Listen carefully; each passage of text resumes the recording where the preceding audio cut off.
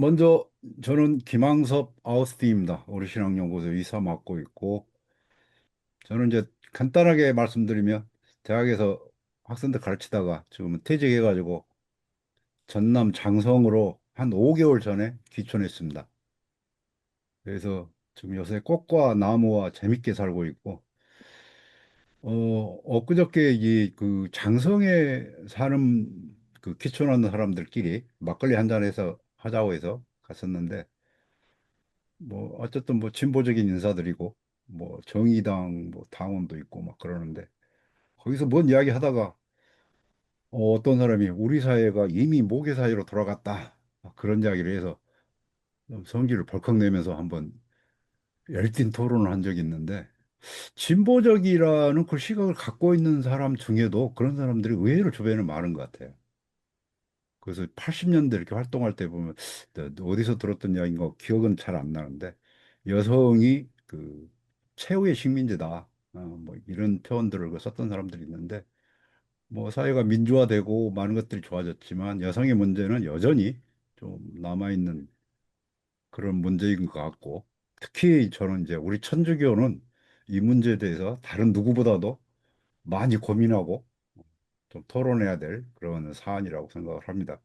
그래서 오늘 그 우리 이미영 연구원님이 이 문제를 갖고 이제 그 프란치스코 교황의 그 여성에 관한 어떤 관점이나 어떤 입장들을 쭉 이렇게 정리를 해 주신 것 같아요. 그래서 쭉 읽으면서 보니까 처음에 너무 막 좋은 소리만 해서 이러면 안 되는데 안 되는데 막 그러면서 읽었는데 마무리해서 그냥 아주 뼈 있는 소리를 잘 정리해서 최종적으로 정리를 잘 한 것 같아요. 그래서 먼저 발표를 듣고 아마 이제 그 질문이나 토론을 한번 진행할 것 같아요. 그래서 저는 뭐 이런 식의 그 모임 같은 경우 저는 다 이렇게 온 사람들 다 참여한 사람들 소개하는 게 저는 상당히 중요하다고 생각을 하는데 주최 측에서 그러면 너무 시간이 많이 걸린다고 그래서 그냥 발표로 바로 넘어가는 게 좋지 않을까 싶어요. 네, 이명 씨 발표를 시작하시죠. 네, 안녕하세요. 네. 아이고, 오늘 이 석가탄신일 대체 휴무일이라서 오늘 좀 다 푹 쉬셔야 되고, 쉬시느라고 안 들어오실 거라고 생각을 했었는데, 이렇게 많이 들어오시고 관심 가져주셔서 감사합니다. 사실 뭐 한국 사회에서 또 그렇지만 교회 안에서 여성 이야기를 한다는 것들이 참 늘 조심스럽기도 하고 이거 뭐 들어야 되실 분들은 잘 안 들으시고 안 들어도 되시는 분들은 이미 다 알고 있는 이야기들을 뻔히 하는 것 같아가지고 또 계속 이런 얘기를 해야 되나 이렇게 싶기도 한데 어쨌든 올 한 해 저희가 프란치스코 교황님이 남기신 유산을 돌아보면서 저는 제가 맡은 부분은 이제 지금 교황님의 여성과 관련된 이야기들을 한번 좀 정리해보는 역할을 맡았기 때문에 오늘은 그 이야기를 나눠보려고 합니다. 그 자료를 제가 메일로 미리 오늘 마무리 지어가지고 이제 파우리 그러니까 그냥 메일로 보내드리긴 했는데 간단하게 그냥 요즘 AI가 아주 잘 쉽게 PPT를 만들 수 있다고 그래서 요즘 배워가지고 저도 하나 만들어 봤거든요. 그래서 요거는 그냥 그 발제문은 그 참고로 보시고 제가 읽어드리면서 하겠지만 이제 그 화면으로는 이 PPT를 띄워놓고 이렇게 좀 핵심적인 부분만 소개해 드리도록 하겠습니다. 저는 이게 프란시스코 교황님의 정신 중에서 가장 핵심적인 건 아무래도 그 시노달리타스 함께 걷는 길이라고 하는 시노드 정신이라고 생각을 하는데 이 교황님께서는 여성들과 함께 걷고자 했다라는 것을 좀 주제로 정리를 해보았습니다. 화면 잘 보이시나요? 네, 네, 네, 네. 우리 신화 연구소가 이렇게 별로 이렇게 그 이전까지 프란시스코 교황님 오시기 전까지는 그렇게 열심히 뭐 교황님 뭐 이런 교황 문헌 이런 것들을 열심히 이렇게 읽어보진 않았던 것 같아요. 근데 우리 프란시스코 교황님이 등장하시면서부터 저희가 열심히 나오는 문헌마다 또 하시는 행보마다 이렇게 말씀마다 이렇게 되게 관심을 많이 갖고 있었는데 저희가 처음 프란시스코 교황님과 관련해서 행사를 하기 시작한 게 교황님이 그 되시고 나서 한 달 만에 저희 원래 발표회에서 우리 오늘 사회 보시는 김항서 교수님께서 이제 남미 전문가이시기 때문에 라틴 아메리카 교회에서 프랑스 교황을 어떻게 평가하고 있는지 소개하는 발제를 한번 하신 게 있었습니다. 그때 대부분 이제 사람들은 이제 프란시스코 교황님의 프란시스코라는 이름 자체도 처음이고, 뭐 되게 소박하신 행동을 많이 하시고, 여러 가지 다 좋은 희망이 막 쏟아져 나오는 그런 것들로 이렇게 많이 이제 교회 분위기 전체가 다 그랬었는데, 그때 김학수 교수님은 이제 남미에서 전해진 이제 두 가지 부정적인 평가를 좀 소개해 주셨던 게 있었어요. 근데 한 가지는 남미교에서 그 이제 아르헨티나의 그 군사 정권 시절에 더러운 전쟁이라고 하는 이제 약간 이제 군사 독재 시기에 이제 약간 교회에 어두운 면이 있었는데, 그때 프란시스코 교황님이 교구자 시절에 이렇게 약간 그런 것들을 묵인하고 방조했다라는 혐의로 좀 비판받고 있다라는 이제 그 소식 한 가지하고, 또 하나는 이제 여성 신학자들이 프란시스코 교황님은 뭐 다른 사회적인 이슈들은 되게 진보적인지 모르겠지만 여성에 대해서는 별로 이렇게 기대할 게 없다라고 이런 그런 평가 논평들을 내놨던 거를 이렇게 좀 소개를 해주셨었어요. 근데 사실 막 그 한 달 만에 새 교황님이 나오고서 한 달 만이라서 많이 이제 기대에 부풀어져 있었는데 여성에 대해서는 별로 달라질 게 없을 거라는 게 부정적인 평가를 들으면서 좀 많이 이렇게 실망스럽고 좀 진이 빠지는 느낌이 개인적으로 저는 있었습니다. 근데 그 이제 여성에 대한 평가가 그렇게 나왔던 이유는 그 당시에 그 미국 그 여자 수도의 장상연합회가 두 개가 있거든요. 하나는 이제 약간 진보적인 그룹으로 한 70% 정도 수녀님들이 속한 단체가 있고 되게 전통적인 걸 추구하는 이제 스토회가 있는 그 스토회 장상연합회 단체가 이렇게 크게 두 개가 있는데 땅덩어리도 크니까 장상연합회도 여자 수도회 장상연합회도 이렇게 두 그룹으로 이렇게 나눠져 있는데 그 미국 주교단이 이 진보적인 여자수의 장상연합회 그 활동이나 이런 발언 같은 것에 대해서 되게 못마땅해 하면서 교황청에 이렇게 고발을 해가지고 조사가 한참 이루어지던 상황이었어요. 근데 그 이제 그런 것들이 이제 되게 불편하고 이제 교회 안에서 그 스님들이 열심히 활동하신 사회적인 활동을 하시는 분들인데 이분들의 말을 이렇게 좀 억압하는 말이나 뭐 행동이나 이런 것들 억압하는 그런 조처였기 때문에 사실 여성계에서는 되게 이렇게 슬퍼하고 좀 화가 나 있고 이런 분위기여서 이제 새 교황님이 오면 뭐가 달라지지 않을까라고 이제 좀 기대를 하던 찰나였는데 프란시스코 교황님이 취임한 지 한 달 정도 만에 이제 그 이제 조처 이 LCWR의 그가 관련된 이제 보고서가 나온 걸 그냥 이전 교황님하고 마찬가지로 똑같이 그냥 추인을 해버리신 거예요. 뭐 문제가 있다라거나 뭐 좀 뭐 이런 거 좀 다시 보류해봐라 이런 걸 한 것도 아니고 그냥 이전하고 똑같은 태도라고 이렇게 좀 드러나게 이렇게 했기 때문에 사실 사람들이 아, 이 교황님은 네, 이전 뭐 베네딕토 교황님하고 여성 문제에 관해서는 관점이 똑같구나라고 더 우려가 커지던 그런 상황이었습니다. 이 상황과 관련해서는 사실 뭐 레디컬 그레이스라고 우리나라에는 주님은 페미니스트 이런 이름으로 영화가 소개돼서 이렇게 한번 이렇게 한참 이렇게 소개되고 공동체 상영회도 했던 적이 있어요. 그래서 저도 그거와 관련해서 그 인권 여성 영화제에서 이렇게 좀 의뢰를 받아가지고 그 영화 보고서 영화평을 한번 써봤던 적이 있었는데 그때 이렇게 영화를 보면 되게 감동적이거든요. 수님들이 얼마나 열심히 일하고 사람들 가난한 이들을 위해서 헌신했는데 교회는 이수녀님들을 그런 걸 알아주지도 못하는가라는 거에 대해서 되게 실망감이 컸었는데 어쨌든 그 프란치스코 교황님이 한 달 됐을 지점까지만 하더라도 사실 여성과 관련해서는 별로 새로운 게 없었습니다. 근데 그런 기조가 좀 바뀐, 이제 실망이 약간 희망으로 바뀐 그 사건이 또 그 무렵에 좀 하나가 있었는데, 2013년 그 교황님 이제 처음 이제 그 재림하시고 난 다음에 선출된 이후에 처음 맞는 부활절 그 성삼일 성목요일 그 예식 때 교황님이 그 어떤 이제 가면 소년원을 방문해서 아이들의 발을, 그러니까 죄를 지은 아이들의 발을, 청소년들의 발을 씻어주는 예식을 거행을 하셨어요. 근데 이때 12명의 사람들을 이렇게 발을 씻어주는데 그 중에 2명이 여성이 있었다고 합니다. 그러니까 상목요일 만찬 미사 때 저희 본당에서 다 이렇게 발 씻겨주는 예식 하잖아요. 발 씻는 예식 하는데 뭐 본당 같은 데서는 여성들도 가끔 있기 때문에 그게 뭐가 대단한 일인가라고 생각이 됐었는데 알고 보니까 교회법상 그 교회 미사 전례문 상에서는 이 12명은 모두 남자여야 했던 거예요. 더군다나 교황님이 그 교회의 법을 수호하고 교회 미사 전례문의 그 규칙을 제일 잘 지켜야 되는 교황님이 여성의 발을 씻겼다라는 것 자체가 엄청난 파격이었고 가톨릭 교회뿐만 아니라 사회적으로도 되게 큰 이슈가 됐었습니다.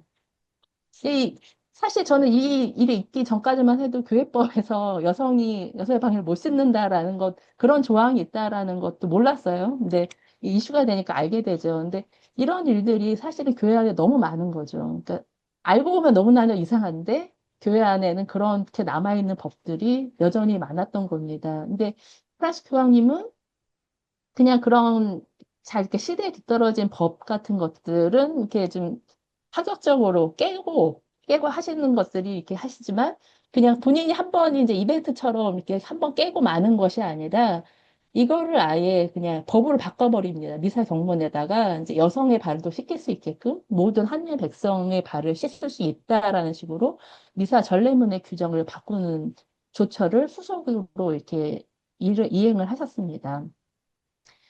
이런 모습을 보면서, 좀 다르시지 않을까? 라고 이제 좀 저도 이제 개인적으로 희망을 갖게 됐고요.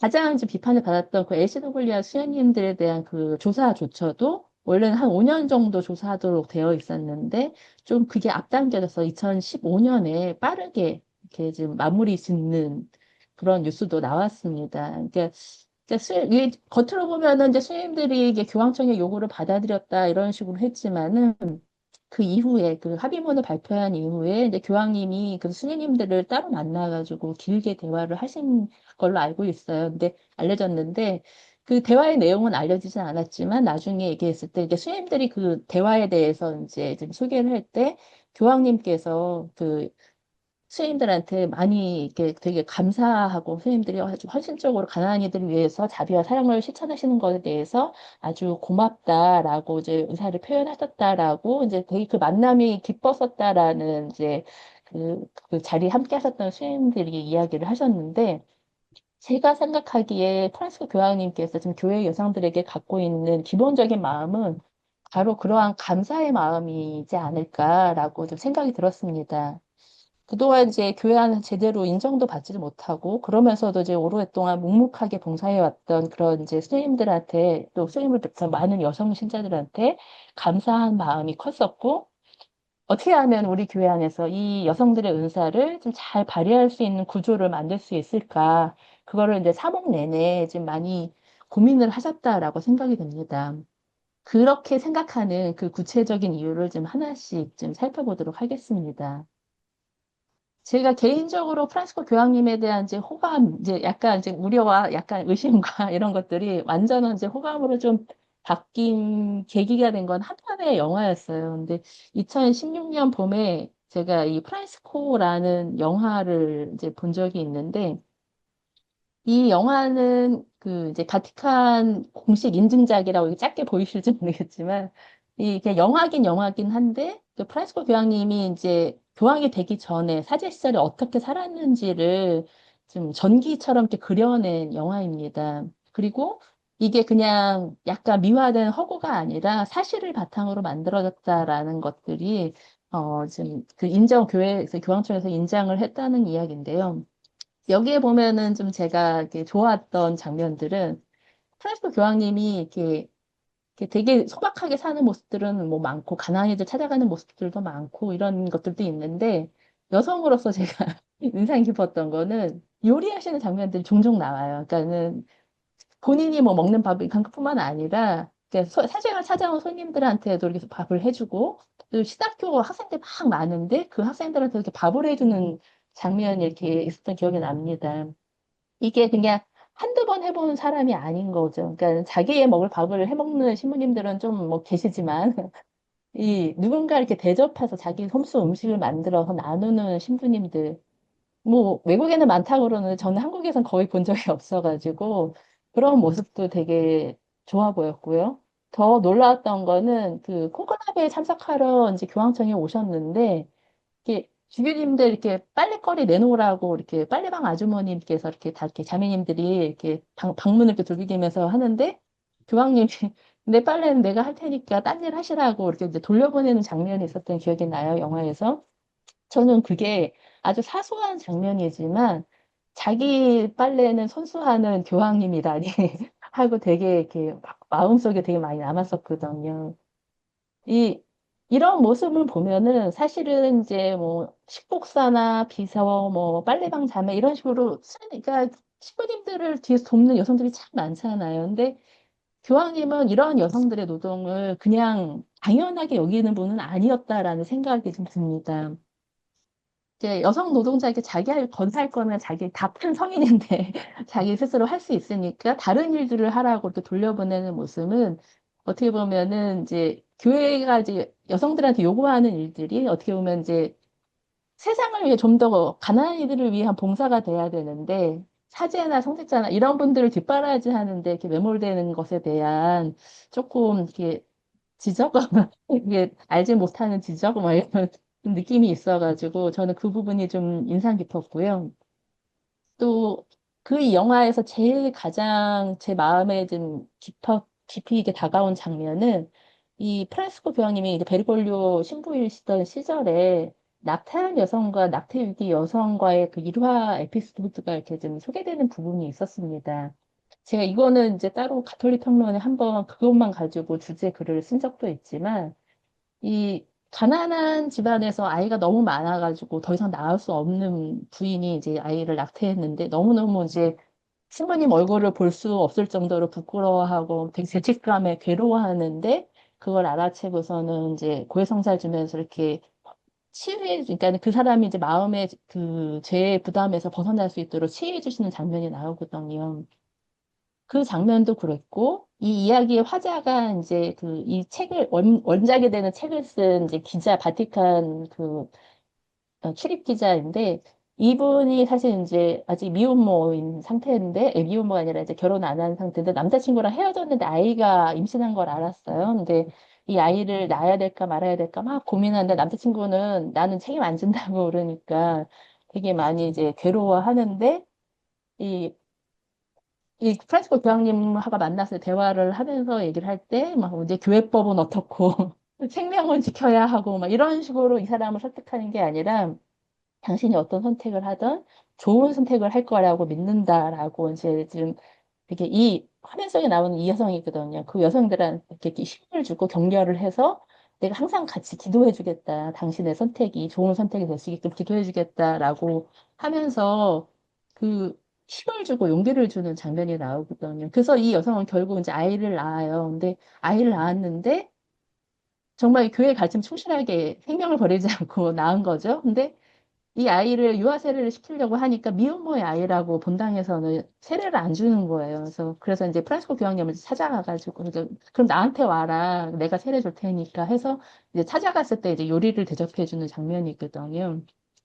이런 식으로 좀 여성들이 어떤 상황에서 낙태를 하고 낙태 위기에 놓여 있을 때 어떤 괴로움을 겪는지를 잘 아는 사목자라는 생각이 들었습니다. 그런 이유 때문에 아마 2015년 제2차 바티칸 공의회 폐막 50주년을 맞았을 때 프란시스코 교황님이 자비의 특별 희년을 선포하신 적이 있어요. 기억하실지 모르겠지만 그때 그때 좀 뭐 여러 가지 자비의 그 행위를 좀 권장하시긴 하셨는데 교회 안에서 좀 특별하게 했던 것이 자비의 선교사를 정해가지고 각 나라에 다 파견하는 일이 있었거든요. 이거는 이제 교회법 중에서 이제 교구장 이상의 그러니까 주교들만 풀어줄 수 있는 이제 그 특별한 중재들을 사회해 줄 수 있는 그런 선교사들이었는데 그 역할을 어떤 중재냐 대부분은 낙태죄인 거죠. 여성들이 낙태를 하면 우리나라 같은 경우는 그냥 고해성사 보면은 이렇게 사죄가 되지만 그러니까 선교 지역이라서 그런 거고요. 대부분의 나라는 주교님의 이렇게 관면이 있어야지만 그 죄가 풀리는 상황이었습니다. 근데 어떻게 보면 이게 되게 이제 중요한 문제로 교회가 이제 생각을 하는데 이렇게 여성들에게 죄의 부담을 주면서 좀 이제 태아수에는 되게 집중을 하는데 정말 세상 안에서 죽어가는 다른 많은 생명들에 대해서는 너무나도 무관심한 이런 이제 상황들에 대해서 프란시스코 교황님은 항상 이제 좀 지적을 하셨어요. 그래서 자꾸 이제 누군가를 단죄하려고 하기보다는 조금 이 사람들에게 좀 자비로운 교회가 되기를 바라는 것들을 많이 강조를 하셨고, 또 교황님도 사실 그런 이렇게 좀 사내 중심의 교회나 이제 단죄하는 교회, 남성 중심의 교회가 아니라 어머니신 교회를 많이 꿈꾸고 강조를 했습니다. 교황님이 이렇게 여성에 대해서 여성의 삶에 관심이 많았던 그런 교황님이셨기 때문에 어떻게 보면은 왜 이렇게 관심을 가지게 됐을까? 저는 이제 몇 가지 이제 좀 이제 추적이 아니라 좀 찾아보고 좀 나름대로 그냥 고민을 해봤어요. 어떻게 교황님은 이렇게 여성들의 삶에 관심을 가지게 됐을까? 근데 교황님이 어린 시절에 지금 가장 신앙적으로 많은 영향을 주신 분으로 이렇게 자주 언급하는 분이 이제 어머니하고 할머니 이야기, 특히 할머니 이야기를 많이 하거든요. 근데 로사 할머니 얘기를 하는데 나에게 신앙을 가르쳐 주신 분이고, 이 할머니가 이제 자주 하시는 말씀 중에 그러니까 죽을 때 입는 옷이잖아. 수의에는 주머니가 없단다. 그러니까 물질적으로 많은 걸 가지려고 하지 말아라. 이런 이야기를 많이 하셨는데, 이런 이제 탐욕을 경계하는 말씀이라든지 이런 거에도 많이 관심을 가지셨는데 그런 가르침들을 늘 이렇게 마음에 새기고 있었고 그 할머니가 사제가 될 때, 그러니까 할머니가 이제 베르고르 교수님이 이제 사제품을 받을 때 준 편지도 평생 이렇게 황물도서에 이렇게 간직하면서 그 할머니의 준 메시지를 이렇게 기억해는 어머니와 할머니의 신앙이 되게 이렇게 중요하다라는 것들을 본인도 체험을 하셨고 다른 사람들한테도 많이 강조를 하셨습니다. 그리고 교황님은 사실 문학이라든지 뭐 영화라든지 이런 것들을 종종 강론이나 문헌에서 인용을 하곤 하세요. 근데 그 교황님이 인용한 문헌 중에 그러니까 가난한 여인이라는 프랑스 소설을 하나 이렇게 하신 게 있어가지고 되게 저도 궁금했거든요. 근데 국내에 이게 번역되지는 않은 것 같아가지고서는 사실 뭐 책을 직접 읽을 수 있으면 좋지만 어쨌든 도대체 어떤 소설인가 이렇게 근데 한 구절만 이제 문헌에 인용이 됐으니까 이렇게 좀 살펴봤는데 뭐 줄거리는 제가 발제문에 했으니까 차차히 보시겠지만 가난하지만, 겉으로는 가난해서 정말 보잘것없는 여인이지만, 그 안에는 어떤 성직자나 어떤 부자보다도 더 깊은 신앙을 갖고 있었던 한 여인의 그런 이제 삶에 대한 이제 소설이라고 해요. 예, 찾아보면 그런데, 거기에서 이제 그 여인이 가장 이제 추구했던 거는 그러니까 성인됨, 그러니까 나는 거룩한 사람이 되고 싶다는 그 갈망이 항상 이렇게 갖고 있었는데, 그래서 우리 교황님이 그 기뻐하고 즐거워해라, 그러니까 현대사회의 성장에 관련된 문헌을 할 때 이 소설의 한 구절을 인용을 하십니다. 그러니까 인간에게는 단 하나의 슬픔만이 있을 뿐이다. 그건 바로 이제 성인이 되지 못한 슬픔이다라는 이야기를 이렇게 좀 소개를 하기도 합니다. 그리고 이제 바베테 만찬이라고 이렇게 영화 이야기를 자주 하셨는데, 이것도 이제 거의 제가 줄거리 이렇게 해놨지만, 이게 되게 이제 그러니까 도망쳐온 이제 프랑스의 그런 이제 박해를 이제 도망쳐온 프랑스 혁명정부의 그런 것 때문에 이렇게 도망친 요리사가 이제 평범하게 살다가 이제 갑자기 로또를 맞아가지고서는 많은 돈이 생겼는데 이 돈을 가지고 뭘 할까? 우리 같으면 뭐 집을 사든지 뭔가 거창한 계획을 세울 텐데 이 여인은 이제 자기를 이렇게 받아준 그 주인집 가족들과 그 마을 사람들을 위해서 정말 프랑스 정찬 요리 막 아주 거창한 저창 요리를 차려서 이렇게 차리는 이야기예요. 이게 사랑의 기쁨 해서 되게 길게 이 구절을 인용을 하시면서 이 영화를 소개를 하시거든요. 그러니까 어떻게 보면은 이제 아낌없이 주는 그래서 자기의 그런 것들을 이렇게 나누는 친교의 기쁨을 만들어내는 사람들 이런 여성들 영화 속과 소설 속의 사람들이지만 프란스 교황님이 꿈꾼 그런 신앙의 삶은 바로 이런 삶이었던 것 같습니다. 그래서 어떻게 보면은 소설과 영화에 나오는 여성들만 그런 게 아니라 실제 교회 안에도 많은 여성들이 그렇게 가난하지만 정말 깊은 신앙을 갖고 살고 있고 정말 다른 이들을 위해서 이렇게 헌신적으로 친교의 그 베품과 나누는 친교를 하면서 그 형제적 사랑을 나누는 모습을 사실은 교황님은 우리 교회 안에서도 그렇게 살아가고 싶지 않았을까라는 생각이 듭니다. 그리고 프란시스코 교황님은 이제 예수회원이라는 건 다 알고 계실 거예요. 근데 그 예수회원으로 이제 1960년에 첫 서원을 하고 평생 그렇게 예수회원을 살아셨는데 92년에 이제 보좌주교가 되고 아르헨티나 브레노스 아이레스 대교구 보좌주교가 되고 98년에 교구장이 되기까지 그 사이에 예수회에서 좀 중요한 총회가 나왔습니다. 총회 문헌이 나왔어요. 근데 34차 총회 문헌이라고 있는데, 여기 이제 공의의 정신에 따라서 예수회원들이 어떻게 살아갈 것인가, 뭐 이런 이제 그걸 논의한 문헌인데, 이 총회에서 나온 문헌 중에 교령이 한 두 가지, 그러니까 몇십 개의 교령이 있는데, 그 중에 이제 13번 교령은 이제 평신도와 어떻게 협력할 것인가, 예수회원들이, 뭐 그런 내용이 있고, 14번 교령이 예수회원들이 교회와 세상 안에서 여성들에게 어떻게 같이 이렇게 관계를 맺고 협력할 것인가에 대한 이제 교령이 있습니다. 이 교구장 되시기 한 몇 년 전에, 2, 3년 전이니까 아마 이 문헌의 내용도 당연히 알고 계셨고, 아마 이거를 어떻게 좀 자기 교구 안에서 실천하실지 고민을 하셨을 것 같아요. 근데 여기에 그 문헌에 보면은 그 예수의 사도직 안에서 이제 여성들의 체험에 좀 귀 기울이고 또 예수의 회원들을 양성할 때도 여성들이 좀 참여를 하게 하고 그또 여성들을 존중하고 협력하는 공동 프로젝트도 좀 같이 해보고 또 교회 사람들한테 연설하거나 강론을 하거나 어떤 이제 문헌을 쓰거나 할 때 우리는 별로 이제 이렇게 인식이 없지만 사실은 이제 서구에서는 남자 여자 이렇게 가르는 용어들이 대명사가 많잖아요. 그러다 보니까 여성을 배제하는 그런 이제 표현들을 하지 않게끔 적절한 언어를 사용하게끔 그 제시를 많이 했습니다. 그래서 아시는 분은 아시겠지만 프란스 교황님이 형제자매 여러분하고 이렇게 강론하실 때마다 가끔 자매 형제 여러분하고 바꿔서 얘기하시는 경우들도 있었어요.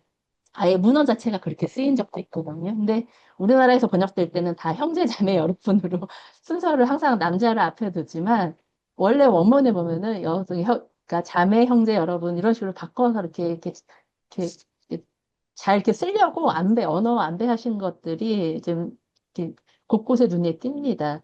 이런 이제 그런 노력도 예수회 안에서 논의된 것들을 자기 사목 현장에서 좀 반영을 하려고 하셨고, 그래서 이렇게 교구 운영을 할 때도 재무 담당자라든지 사무처장이라든지 문소고 수장이라든지 이렇게 좀 중요한 직책들에 여성들을 이렇게 임명을 해서 교구 안에서 같이 일해 본 경험이 있으십니다. 근데 이 여성들과의 경험이 되게 좋으셨던 것 같아요. 그래서 그 안에서 사목이나 행정회의를 할 때 여성들이 그 남성 사제들보다 훨씬 탁월하게 조언하고 많은 도움을 주었다라고 이제 자주 밝히셨어요. 그래서 그거를 이제 교회 교황님이 되셨을 때는 좀 더 교회 안에서 이걸 좀 확대하고 싶으셨던 것 같습니다. 그래서 사실 뭐 프란치스 교황님이 처음 이제 사모 비전을 밝힌 문헌이라고 하는 게 이제 복음의 기쁨이라고 저희가 다 알고 있는데 그 복음의 기쁨에 보면 103항에 보면은 여성이 교회 안에서 더욱 적극적인 역할을 할 수 있는 기회를 넓혀야 합니다라고 밝히신 바가 있어요. 그리고 남녀의 동등한 존엄에 대한 확신의 기초에서 여성의 합법적인 권리가 존중되어야 한다는 요구를 가볍게 넘기지 말라는 아주 이제 심오한 문제를 교회가 또 이제 좀 검토를 해야 된다라고 얘기를 합니다.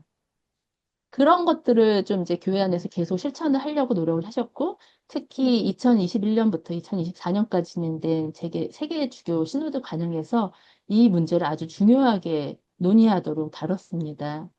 그래서 그 최종 문서 60항에 보면은 그 세례의 힘으로 남성과 여성은 그 하느님 백성 안에서 동등한 품위를 누린다. 그런데 여성들은 교회 생활 다양한 분야에서 그들의 은사와 소명과 위치를 더욱 온전히 인정받는데 어려움을 느끼고 이게 장애에 부딪히고 있다. 이런 것이 공동 사명을 위한 봉사를 저해한다라고 이제 지적을 했습니다. 그리고 이제 여성의 역할과 관련해서 현행법에서 이미 규정된 여성의 역할들이 아직 시행되지 않는 곳들은 그걸 충분히 이행하도록 촉구하고 또 교회 안에서 여성들이 역할을 맡는 것을 막을 이유는 없다라고 이렇게 아주 그냥 확실하게 문헌 최종 문서에서 이거를 담아냈어요. 이건 이제 교황님의 교황 권고 문서는 아니지만 교황 문서와 동일한 그러니까 그런 등급으로 받아들여지는 최종 문서입니다. 따로 이렇게 교황 문서를 내지 않으시고 이걸 그냥 그대로 실행하라고 얘기를 하셨거든요. 그래서 성령에게서 오는 것을 막을 수는 없을 것이다라고 아주 강력하게 이 문서는 밝히고 있습니다. 그리고 마지막에 여성에게 부재직을 허용하는 문제도 여전히 열려 있다. 이에 관한 식별을 계속 해야 된다라고 신호도 최종 문서에서는 밝혔습니다.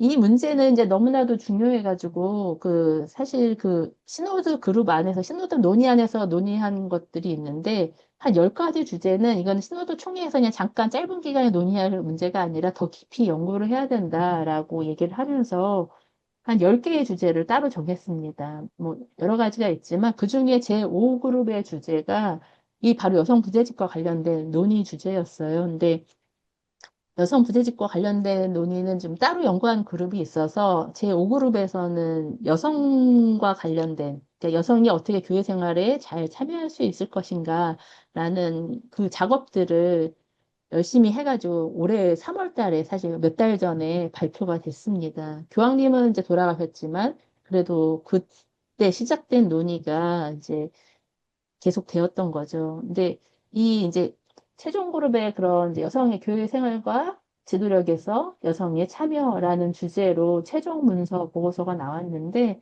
여기에서 이제 얘기하는 거는 이제 뭐 여러 가지 여성들이 이제 점점 참여하는 거는 시대의 징표다. 이건 공의의 이유로 제2차 바티칸 공의의 이유로 계속 나왔던 이야기인데 현재 교회 안에서 여성들이 되게 많이 소외감을 느끼고 좀 가톨 신앙에서 이탈하려고 한다라는 그런 현실들을 이 문헌에서는 이제 보고서에서는 담아내고 있습니다.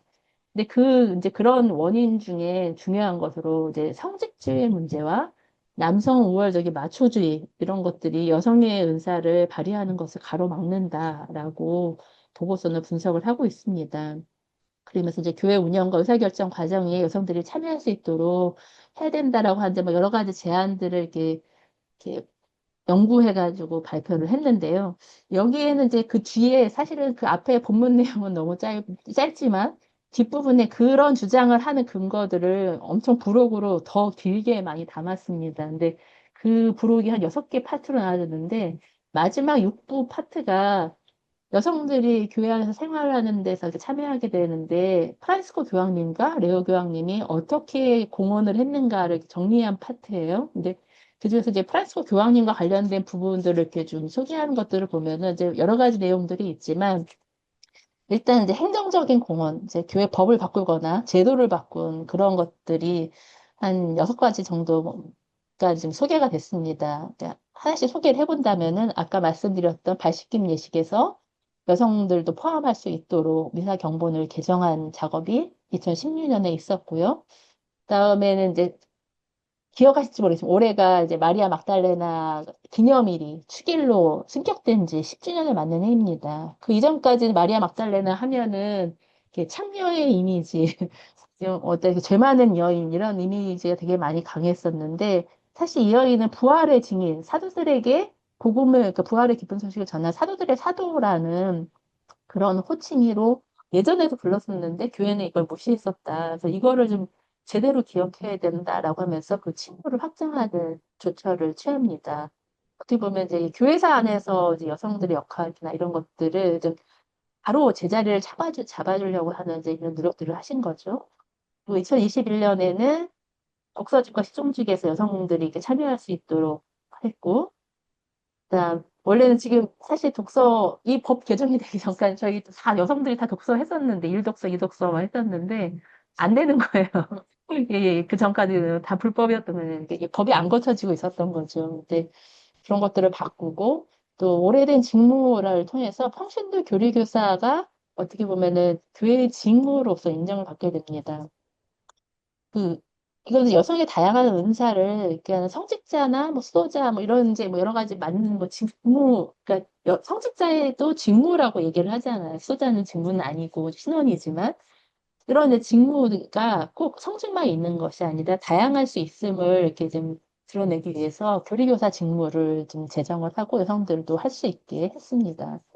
그리고 그 2022년엔 교황청 이제 조직 개편을 하면서 그 조직의 수장으로 예전에는 다 추기경님들, 뭐 주교님들만 맡을 수 있었는데 평신도도 부서장을 맡을 수 있게 됐고 거기에는 여성도 당연히 포함되는 것으로 이렇게 법이 바뀌었습니다.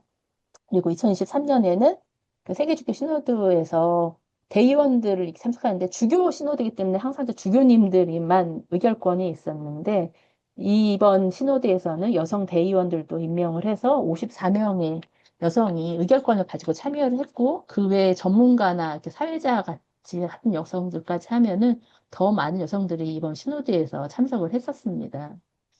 그리고 교황청 지도부에서 좀 주요한 직책을 맡는 그런 지도력이 있는 여성들도 많이 임명을 했어요. 그래서 뭐 이렇게 쭉 리스트가 나열되어 있는데 저희한테 좀 익숙한 거는 이제 바티칸 박물관 관장으로 여성이 처음 임명이 됐었고 바르바라 지아타라는 박사님이 했는데 이게 처음이래요. 교황청 박물관 박사를 꼭 성직자가 맡아야 되는 법도 없는데 사실은 여성이 맡은 게 2016년에서 이제 처음이었던 일이었고 2021년에 신호도 사무국장으로 나탈리 베카르 수녀님이 임명이 되면서 사실은 이제 여성 대의원 뽑기 전부터 이번 이제 신호드 사무국장 같은 경우는 의결권을 갖고 있는 사람이기 때문에 처음으로 지구 신호대에서 여성이 참여할 수 있는 그런 직분을 맡아서 이 역할을 하게 됐습니다. 그리고 2021년에는 바티칸 그 행정부, 그러니까 어떻게 보면은 이제 이거는 우리나라라면 국무총리나 뭐 사관으로 되는 그 역할로 라파엘라 페트리니 수녀님을 이제 책임자로 임명을 했었고, 이분은 이제 나중에 올해, 2025년 작년 3월 달에 처음으로 바티칸 시국 행정부 장관으로까지 임명이 됐습니다.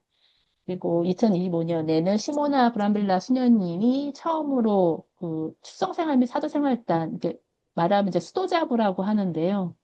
지금 전 세계 수도자들 중에서 한 7, 80%는 다 수녀님들, 남자 수도자보다 여성 수도자들이 많은데 항상 장은 추경님이셨거든요, 남자이신. 근데 이번에는 이제 이렇게 임명을 하면서 이제 여성을 임명을 하면서 여성이 수도자부의 장관을 맡는 그런 조처를 하게 했습니다.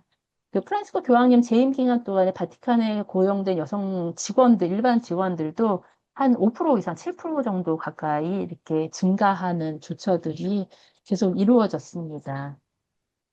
이런 이제 많은 일들을 하셨지고 여러 가지 좋은 일들, 또 교회 안에 여성들이 참여할 수 있는 여지들을 많이 넓히긴 하셨는데, 교황님이 풀지 못한 과제들도 있습니다.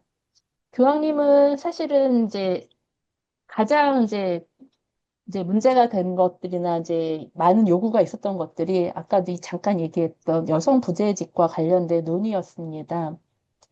2016년 5월에 여자수도회 장로연합회에서 이제 교황님께 여성 부재직, 초기 교회 때는 여성 부재직가 분명히 성경에도 나와 있는데 이 직무를 좀 연구를 해야 되지 않냐라고 이제 제안을 했고, 그래서 이제 교황님께서는 여성 부재직 연구위원회를 꾸려가지고서는 같이 논의를 하게 했습니다. 이 여성 부재 직무에 관련해서. 근데 그 1차 위원회에서 이제 열심히 논의를 했지만 성경에 있는 부재직이 과연 오늘날과 같은 성직으로서의 부재직인지는 동의할 수 없다. 이런 식으로 하면서 1차 여성 연구위원회가 그냥 결론도 없이 보고서도 내지 못하고 중단이 됐습니다.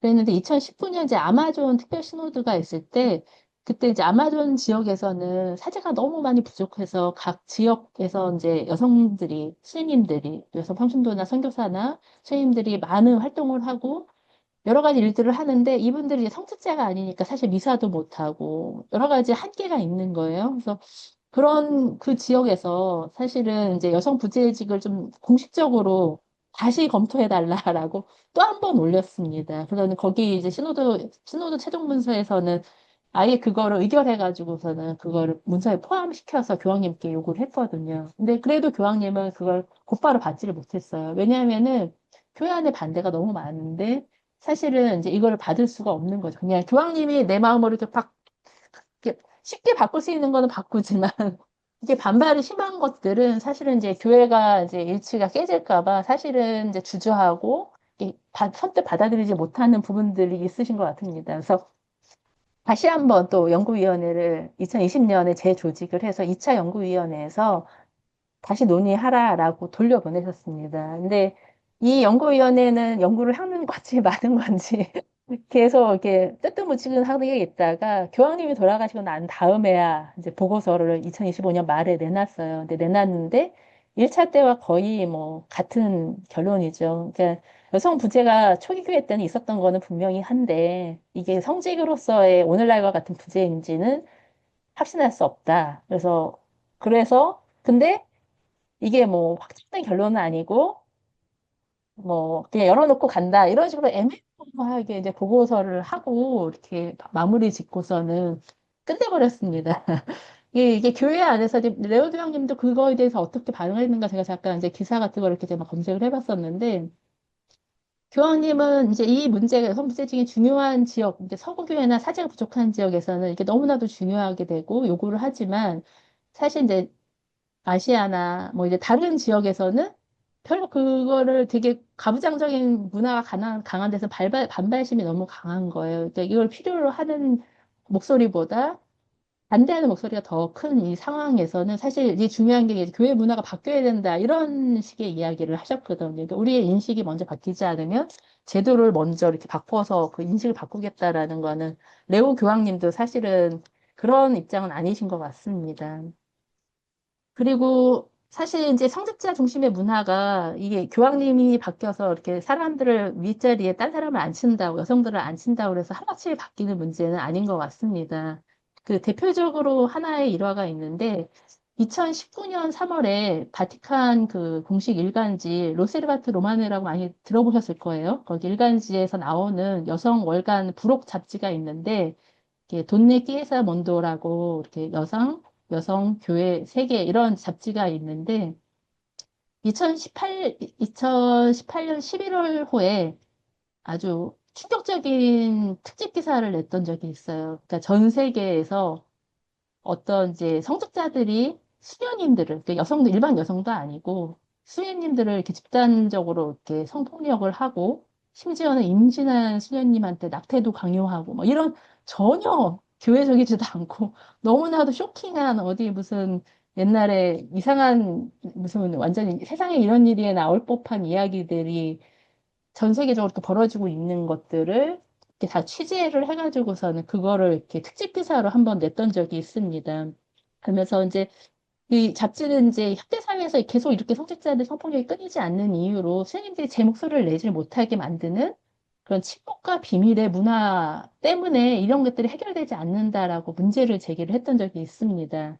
근데 이걸 가지고서 이제 교황님도 이제 사과를 하고 이제 뭐 이미 이제 프란스 그 전에 이제 사실은 이제 이게 베네딕토 교황님 때 있었던 일이었었는데 그 일에 대해서 그 수녀원 자체를 다 해산시켜 버리는 막 그런 식으로 이렇게 다 그런 이제 조처를 했었던 일들이 있는데 뭐 이런 일들이 교회 안에서 전 세계 교회 곳곳 안에서 비일비재하게, 그러니까 드물지 않게 일어난다라는 일들이 뭔가 구조적인 근본적인 변화가 필요한 것들인데 이거에 대한 이제 문제를 제기하고 싶어서 이제 편집진들이 그런 기획 기사를 냈는데 이게 너무 사회적으로 파장이 커지고 막 이러니까 이, 이 원래의 잡지인 로세르바트 로마네의 총책임자를 이제 남성 평신도로 바꾸면서 이 평신도가 이 잡지 기획과 필진에 대해서 이렇게 다 이렇게 교체하고 막 약간 이런 이제 움직임이 있어서 이 편집장을 비롯해서 그 기존 필진들이, 그러니까 기존 편집진들이 사퇴하면서 교황님한테 그 이렇게 공개 서한 이런 거를 이렇게 했던 적도 있어요. 우리나라에는 거의 안 알려졌죠. 이런 일, 이런 쇼킹한 일들은 거의 안 알려지죠. 근데 이제 공개 서한을 쓴 편집장이 루치타 스카피아라라는 그런 이제 역사학자인데 이분이 이제 총사퇴를 하게 된 배경을 밝히면서 그 잡지 편집장들은 이제 그 바티칸 계속 이제 잡지를 낼 때마다 바티칸 내부의 남성 권력자들한테 지속적으로 이렇게 불신을 받아왔고 또 특히 이제 새 편집자가 나온 이후로는 남성 권력층의 뜻에 맞는 여성들을 다시 이렇게 그 여성들 그러니까 절대적으로 순종하고 좀 약간 수치의 여성들을 그 자리를 데려와서 이렇게 메꿔가는 식으로 이렇게 약간 그런 식으로 이렇게 조율을 하면서 어떻게 보면은 여성과 여성들끼리 싸우게 만드는 이제 비열한 방식으로 대처해왔다. 여성을 도구화하는 일들을 하고 있다라고 비판을 했습니다. 그래서 어떻게 보면 이 스카피아라는 그 전에도 전해에도 프란시스코 교황님이 막 여성의 찬성 이제 얘기를 하고 마리아의 원리 뭐 이런 이야기들 막 얘기를 하는데 이런 것들이 보면은 되게 낭만적인 거예요. 여성들이 막 헌신하고 부드럽게 대하고 사회를 위해서 봉사를 하고 사랑하고 이런 역할들을 얘기하는 게 어찌 보면 이제 남성들이 바라는 여성상을 여성들에게 강요하는 것처럼 이렇게 말은 여성을 위한다고 하지만 어떻게 보면 여성의 역할을 제한하고 억압하는 논리로도 이용될 수 있다라고 좀 강하게 경고했던 바도 있었습니다. 이 프란시스 교황님 같은 경우는 이제 특히 이제 젠더 이데올로기 비판 이런 걸 많이 하셨는데 젠더라는 말을 쓰는 것 자체를 우리 한국교회 신부님들도 싫어하시지만 어떻게 보면은 그 현대 사회에서는 사실은 이제 성이라는 게 생물학적인 성보다 사회 문화적으로 이렇게 형성된 성별인 젠더라는 말들을 요즘은 점점 더 이렇게 많이 쓰기 시작하는데 이게 근본적인 여성의 그런 그 여성과 남성의 차이를 치워버리는 그런 위험이 있다라고 하면서 되게 경계하고 되게 위험스러운 사조로 이렇게 보고 있습니다. 근데 이런 것들이 어떻게 보면 좋게 좋은 분이 얘기하면은 그냥 이렇게 말고 말겠지만은 이런 주장들을 이제 우파 세력이나 아주 정치적으로 극우 세력들이 이 교황님이 이렇게 말했다라고 인용을 하면서 이제 성소수자들을 이렇게 차별하는 논리로도 사용할 수 있는 그런 것들이기 때문에 많이 우려를 하고 있습니다.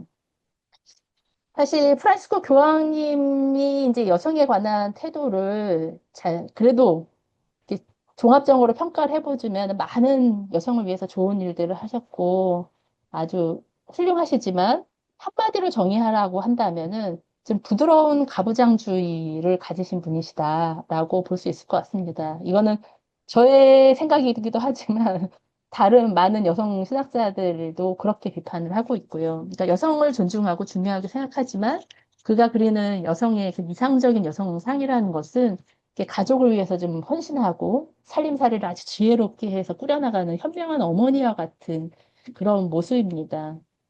뭐 이것이 좋다 나쁘다를 떠나서 사실은 이제 36년생이었던 그런 1936년에 태어나셔서 평생 가톨릭 문화에서 살았던 프란시스코 교황님 그 성직자에게 사실 그 이상의 더 진보적인 의견을 기대한다는 거는 사실은 저희가 너무 욕심이 큰 것 같아요. 그래서 그 역대 교황님이나 지금 현재의 성직자들과 비교해 보면 그래도 아주 훌륭하시고 혁신적이고 아주 대단하신 분이라고 생각을 합니다.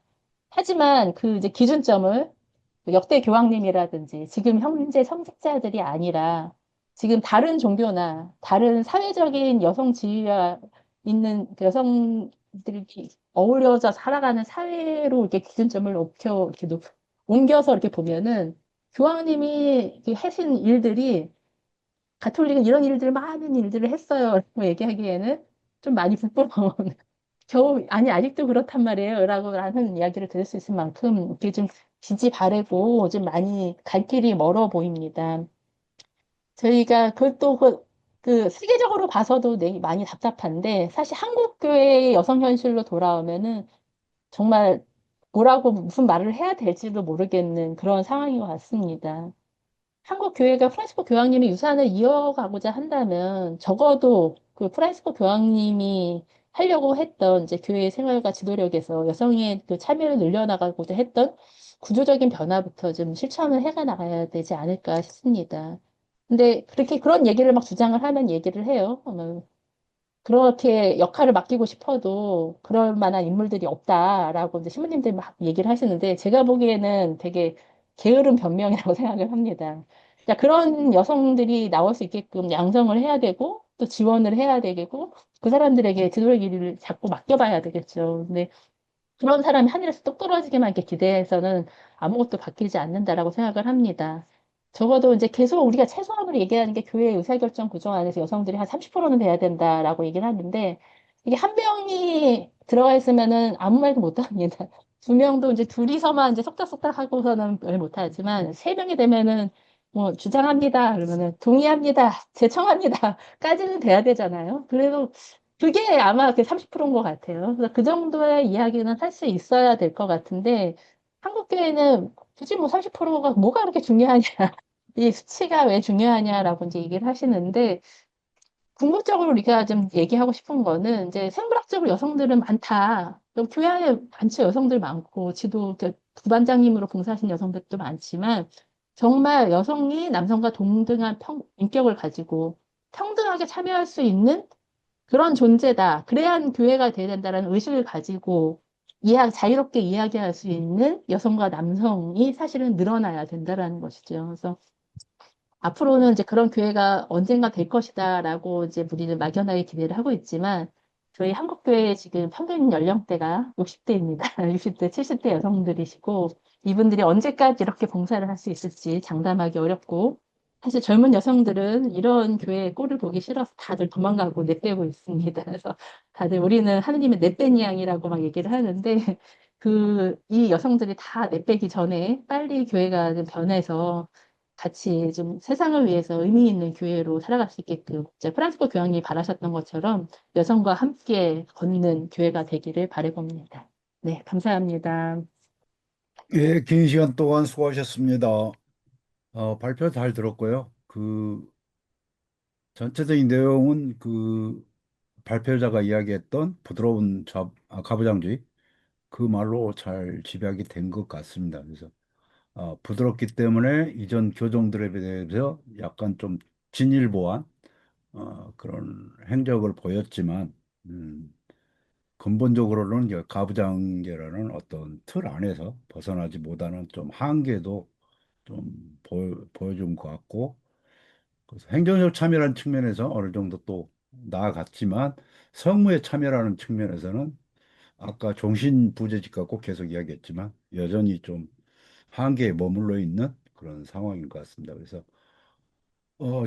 진일본 측면과 또 남는 과제까지 잘 정리를 해주신 것 같아요. 그래서 지금부터는 이제 그 발표 내용에 대해서 같이 질문하고 토론하는 시간을 가져보겠습니다. 그래서 다행히도 여성분들이 많이 들어와서 활발한 질문과 토론이 될 거라고 생각을 합니다. 자신들의 경험을 살려서 질문을 하셔도 되고 꼭 뭐 이론적인 내용이 아니어도 상관없습니다. 발제 내용은 뭐 저의 개인 생각이니까요. 동의하지 않으시는 이야기도 자연스럽게 나눠주셔도 좋을 것 같고요. 또 다르게 생각하시거나 아니면은 뭐 네, 동의하시는 내용도 나눠주셔도 좋을 것 같습니다. 좀 질문 생각하실 동안 잠깐 저 읽고 느낀 소감 한번 좀 덧붙이겠습니다. 그 발표자께서 그 젠더 이데올로기 이야기하셨는데 우리는 좀 이렇게 별로 좀 와닿지 않은 그런 이야기일 거예요. 근데 사실은 남미에서는 지금 이 젠더 이데올로기를 중심으로 해서 개신교뿐만 아니라 아니죠 카톨릭뿐만 아니라 개신교까지 보수 세력이 완전히 집결을 해서 그 사회를 바꾸려고 엄청나게 뭐랄까요 그 대사회적인 참여를 이게 뭐 시위든 집회든 이런 것들을 활발하게 전개하면서 그게 이제 뭐랄까요 그 정치 세력과 그 결탁을 해서 새로운 대통령도 만들어내고 특히 많은 국회의원들을 그 세력과 결탁해서 만들어내면서 여성 문제에 대해서 지금까지 페미니즘이 이뤄낸 어떤 성과들을 다시 무화시키려고 하는 그런 노력들을 많이 시도합니다. 근데 다행히 아직까지는 특히 이제 낙태 합법화 문제 이 문제도 이제 젠더 이데올로기를 비판하는 보수적인 기독교 세력들이 강력하게 이렇게 반대를 했는데 남미 정부들이 좀 빠르게 움직여가지고 다 합법화 시켜버렸어요. 거의 대부분 합법화 시켜버렸기 때문에 지금 젠더 이데올로기를 앞세워서 그걸 비판하는 기독교 보수 세력들이 움직일 수 있는 그런 여지들이 많이 좀 제한이 됐는데 어쨌든 얼마 전까지 남미를 좀 상당히 풍미했던 그런 내용들이고 그 젠더 이데올로기라는 것을 페루 주교회의가 처음으로 그 교회 공식 문서에서 표현을 했거든요. 이게 젠더 이데올로기라는 게 뭐냐면 그게 이제 94년에 북경회의인가요? 거기서부터 이제 논쟁이 시작됐다고 그러는데 기존의 여성 운동이 이뤄냈던 모든 성과들을 다 통틀어서 젠더 이데올로기라고 이렇게 뭉뚱그려 가지고 그 젠더 이데올로기가 예를 들면 이제 그 보수 기독교 세력 입장에서는 우리 사회에 곳곳에 스며들어 있다. 뭐 우리나라에서 이제 극우들이 이야기한 것처럼 우리 사회 곳곳에 뭐 빨갱이들이 숨어 있다 뭐 이런 식으로 이야기하는 것처럼 비슷하게 그래서 그거를 이제 다 몰아내야 된다 뭐 이런 식으로 해가지고 엄청나게 대사회적인 동원을 했는데 앞서 말씀드린 것처럼 그 정부들이 앞서서 특히 낙태 문제도 이런 것들을 합법화 시켜버린 통에 큰 성과는 얻지 못했지만 정치 세력, 국회나 이런 어떤 정치 세력으로서 엄청나게 좀 진출을 했기 때문에 여전히 논쟁이 가라앉지 않고 있는 뭐 그런 상황인 것 같아요. 그래서 약간 정보 차원에서 말씀드렸어요. 다 그게 그 조심스러워서 질문을 안 하는 것 같은데, 예, 예, 예. 자유롭게 제가 한 하세요, 뭐. 말씀을 예, 드리고 예, 하면은, 예. 거기 저 강사님이 거기 제일 마지막에 거기 하실 때 교회 의사결정 구조 내에 최소 30%그 여성 대표가 뭐 참여하는 뭐 이렇게 말씀하셨는데, 지금 우리나라 그 교회 그 형편에 교구나라든가 본당에 그 여성이라면 평신도 아니겠습니까? 지금 현재 뭐 우리나라 처지로서는 평신도가 의사결정에 결정적으로 참여하는 이 구조라는 게 뭡니까? 이것이 있기는 한지 그 의문스럽네요. 그 무엇을 이야기합니까? 네. 본당이나 뭐 교구에 있기는 있습니까? 평신도가 참여하는 기구가? 나는 전혀 없다고 알고 있는데. 그리고 또 거기 저 200주년 기념부 사무회의 의안에서도 무슨 그게 뭐 자문위원이다. 뭐 자문기구다. 뭐 그 정도 수준밖에 더 언급하지 않습니까? 그래서 이것을 뭐 평신도가 참여하는 구조가 뭐 있는지 그것이 좀 궁금합니다. 음. 교회 법적으로 사실은 이제 그 마련된 구조는 분당 사목평의회하고 교구 사목평의회 이런 평의회 구조들이 사실은 그런 의사결정 구조입니다. 근데 우리 같은 경우는 여기서 뭐 의사결정을 하는 게 아니고 우리 본당 행사를 어떻게 할 것인가 어떤 실행위원회처럼 이야기를 하고 있죠. 그래서 그것도 실행위원회 하면은 좋지만 또 신부님에 따라서는 사목회 다 필요 없어라고 막 해산시켜버리고 그런 이런 것도 많아요. 분이라서 네 그런 것도 많아서 많이 사실 제대로 봤습니다, 안 그거. 운영이 음. 되고요.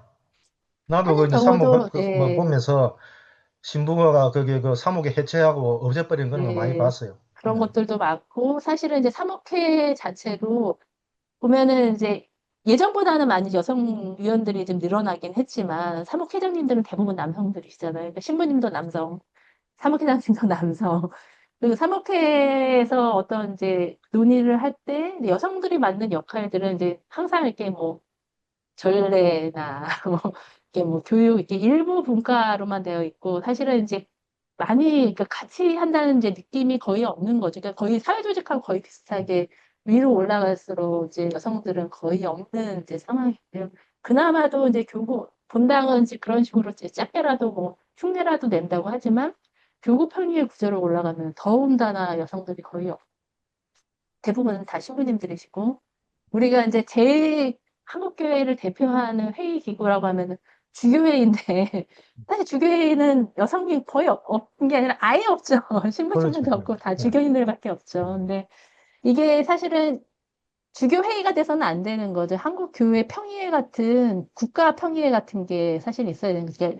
그 레지오 조직 뭐 레지오에 대한 비판도 많지만 레지오 조직들이 막 이렇게 다 하부 조직부터 계속 올라가면서 평의회 조직이잖아요. 그러니까 같이 논의하고 그러는데 교회 조직도 이제 교회 법상으로는 사실은 이제 논의할 수 있는 그런 조직들이 있는데 그런 음. 조직들에 실질적으로 여성들이 참여를 해서 자기 생각을 말할 수 있게 해야 된다라는 게 이번 신호도 이행 과정에서 사실 우선 과제입니다. 이거 우리나라만 안 되는 게 아니고 대부분의 많은 음. 나라들이 안 되고 있기 때문에 그걸 하라는 게 어떻게 잘할 수 있을 것인지 있는 이제 교회법부터 잘하고 그 교회법이 허용하는 한에서라도 이상 여성들을 먼저 좀 참여하게 하라는 게 사실 이제 신호드의 결과입니다. 근데 거기에서 멈춰서도 안 될 것 같아요. 그러니까 저희는 그 의사결정 구조 자체도 지금 그냥 우리나라 교회 그 한국 천주교 사목 지침서에 따르면은 이제 교회법상에서는 의결 구조지만은 그냥 우리나라에서는 또 자문기구로 바뀌어 있기 때문에 신부님한테 자문해서 모든 결정은 신부님과 주교님만 할 수 있게끔 그 자문을 들을지 말지도 그냥 이제 맡겨버리는 그런 상황인데 이런 것에 대해서도 사실은 이제 우리도 안에서 교회법을 바꾸는 거예요. 지역교회가 해야 될 일들도 분명히 있는 거죠. 네, 그게 그렇습니다. 평신도들이 수동적이고 그게 소극적으로 변한 게 그 원인이 거기 있는 게 아니겠습니까? 음, 예, 평신도의 그 권한 자체가 극히 제한된 상태에서 여성의 어떤 역할을 이야기하려니까 좀 예. 답답하셨던 모양입니다. 아, 또, 네. 또 다른 분 질문 주십시오.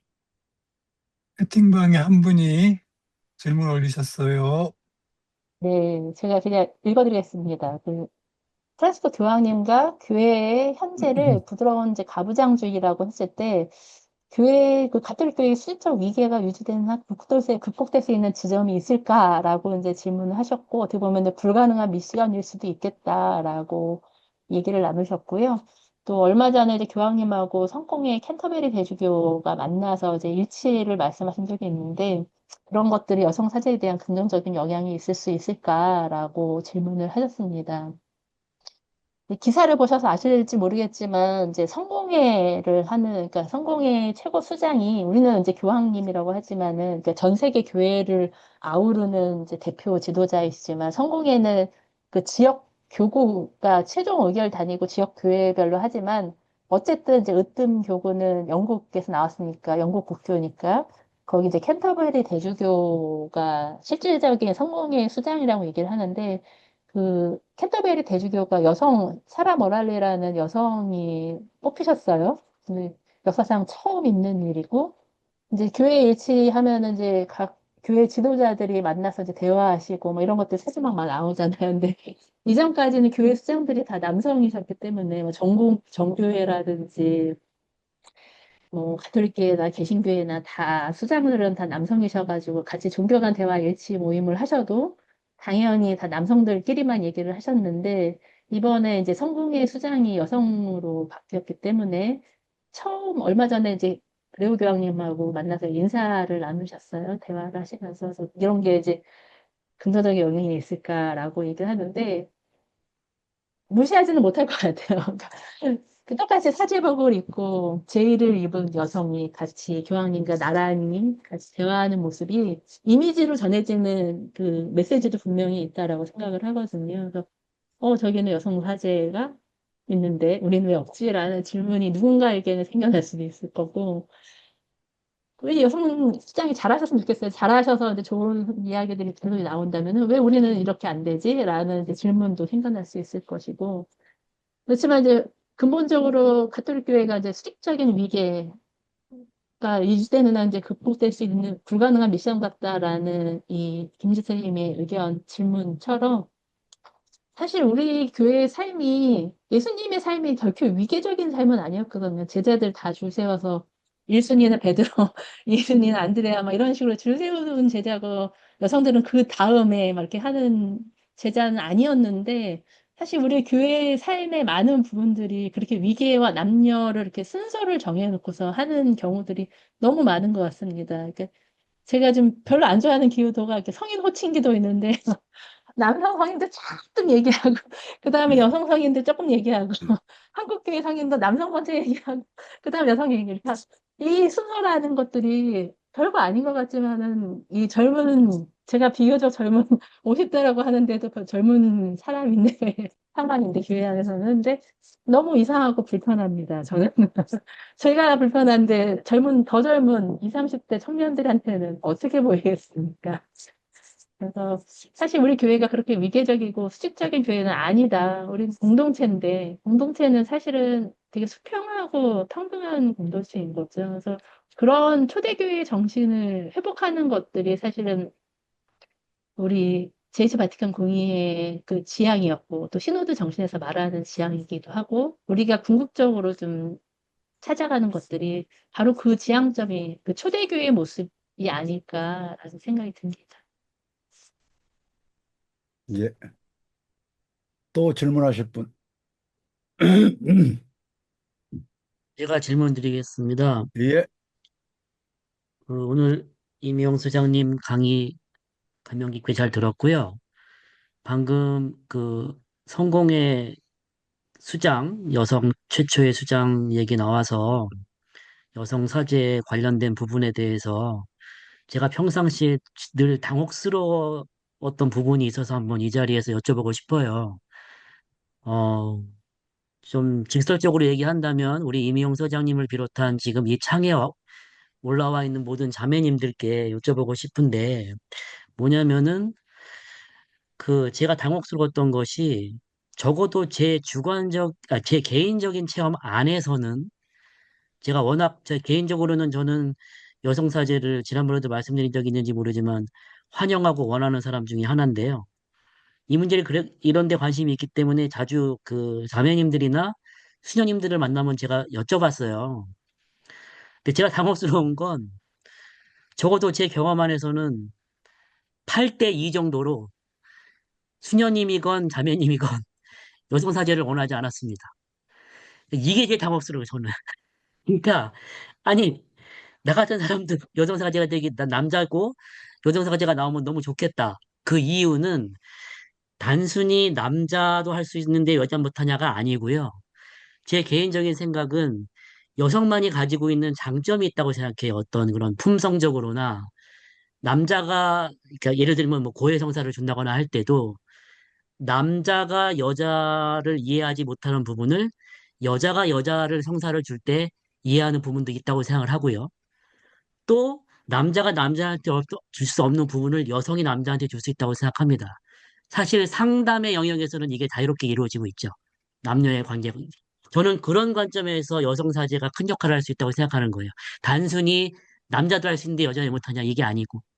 근데 제가 당황스러운 건 대부분의 여성들이 원치를 않더라고. 이게 뭐 근거가 있는 건 아닌데 제가 많이 물어본 바에 의하면 수녀님들 특히 별로 원하지 않았고요. 대부분 싫다 그러고 자매님들도 큰 관심 없고 이건 왜 그런 걸까요? 그래서 여기 계신 자매님들과 소장님께 그리고 수녀님들께 여쭤보고 싶은 거예요. 물론 제 생각에 이 지금 회의에 참여하는 분들은 적어도 제 생각으로는 조금 진보적이고 아마 그래서 여기 올라오신 분들은 나는 찬성한다라는 분들이 많을 수는 있겠으나 여러분들도 주위에 있는 자매님들과 많이 대화를 나눠봤을 거 아니에요.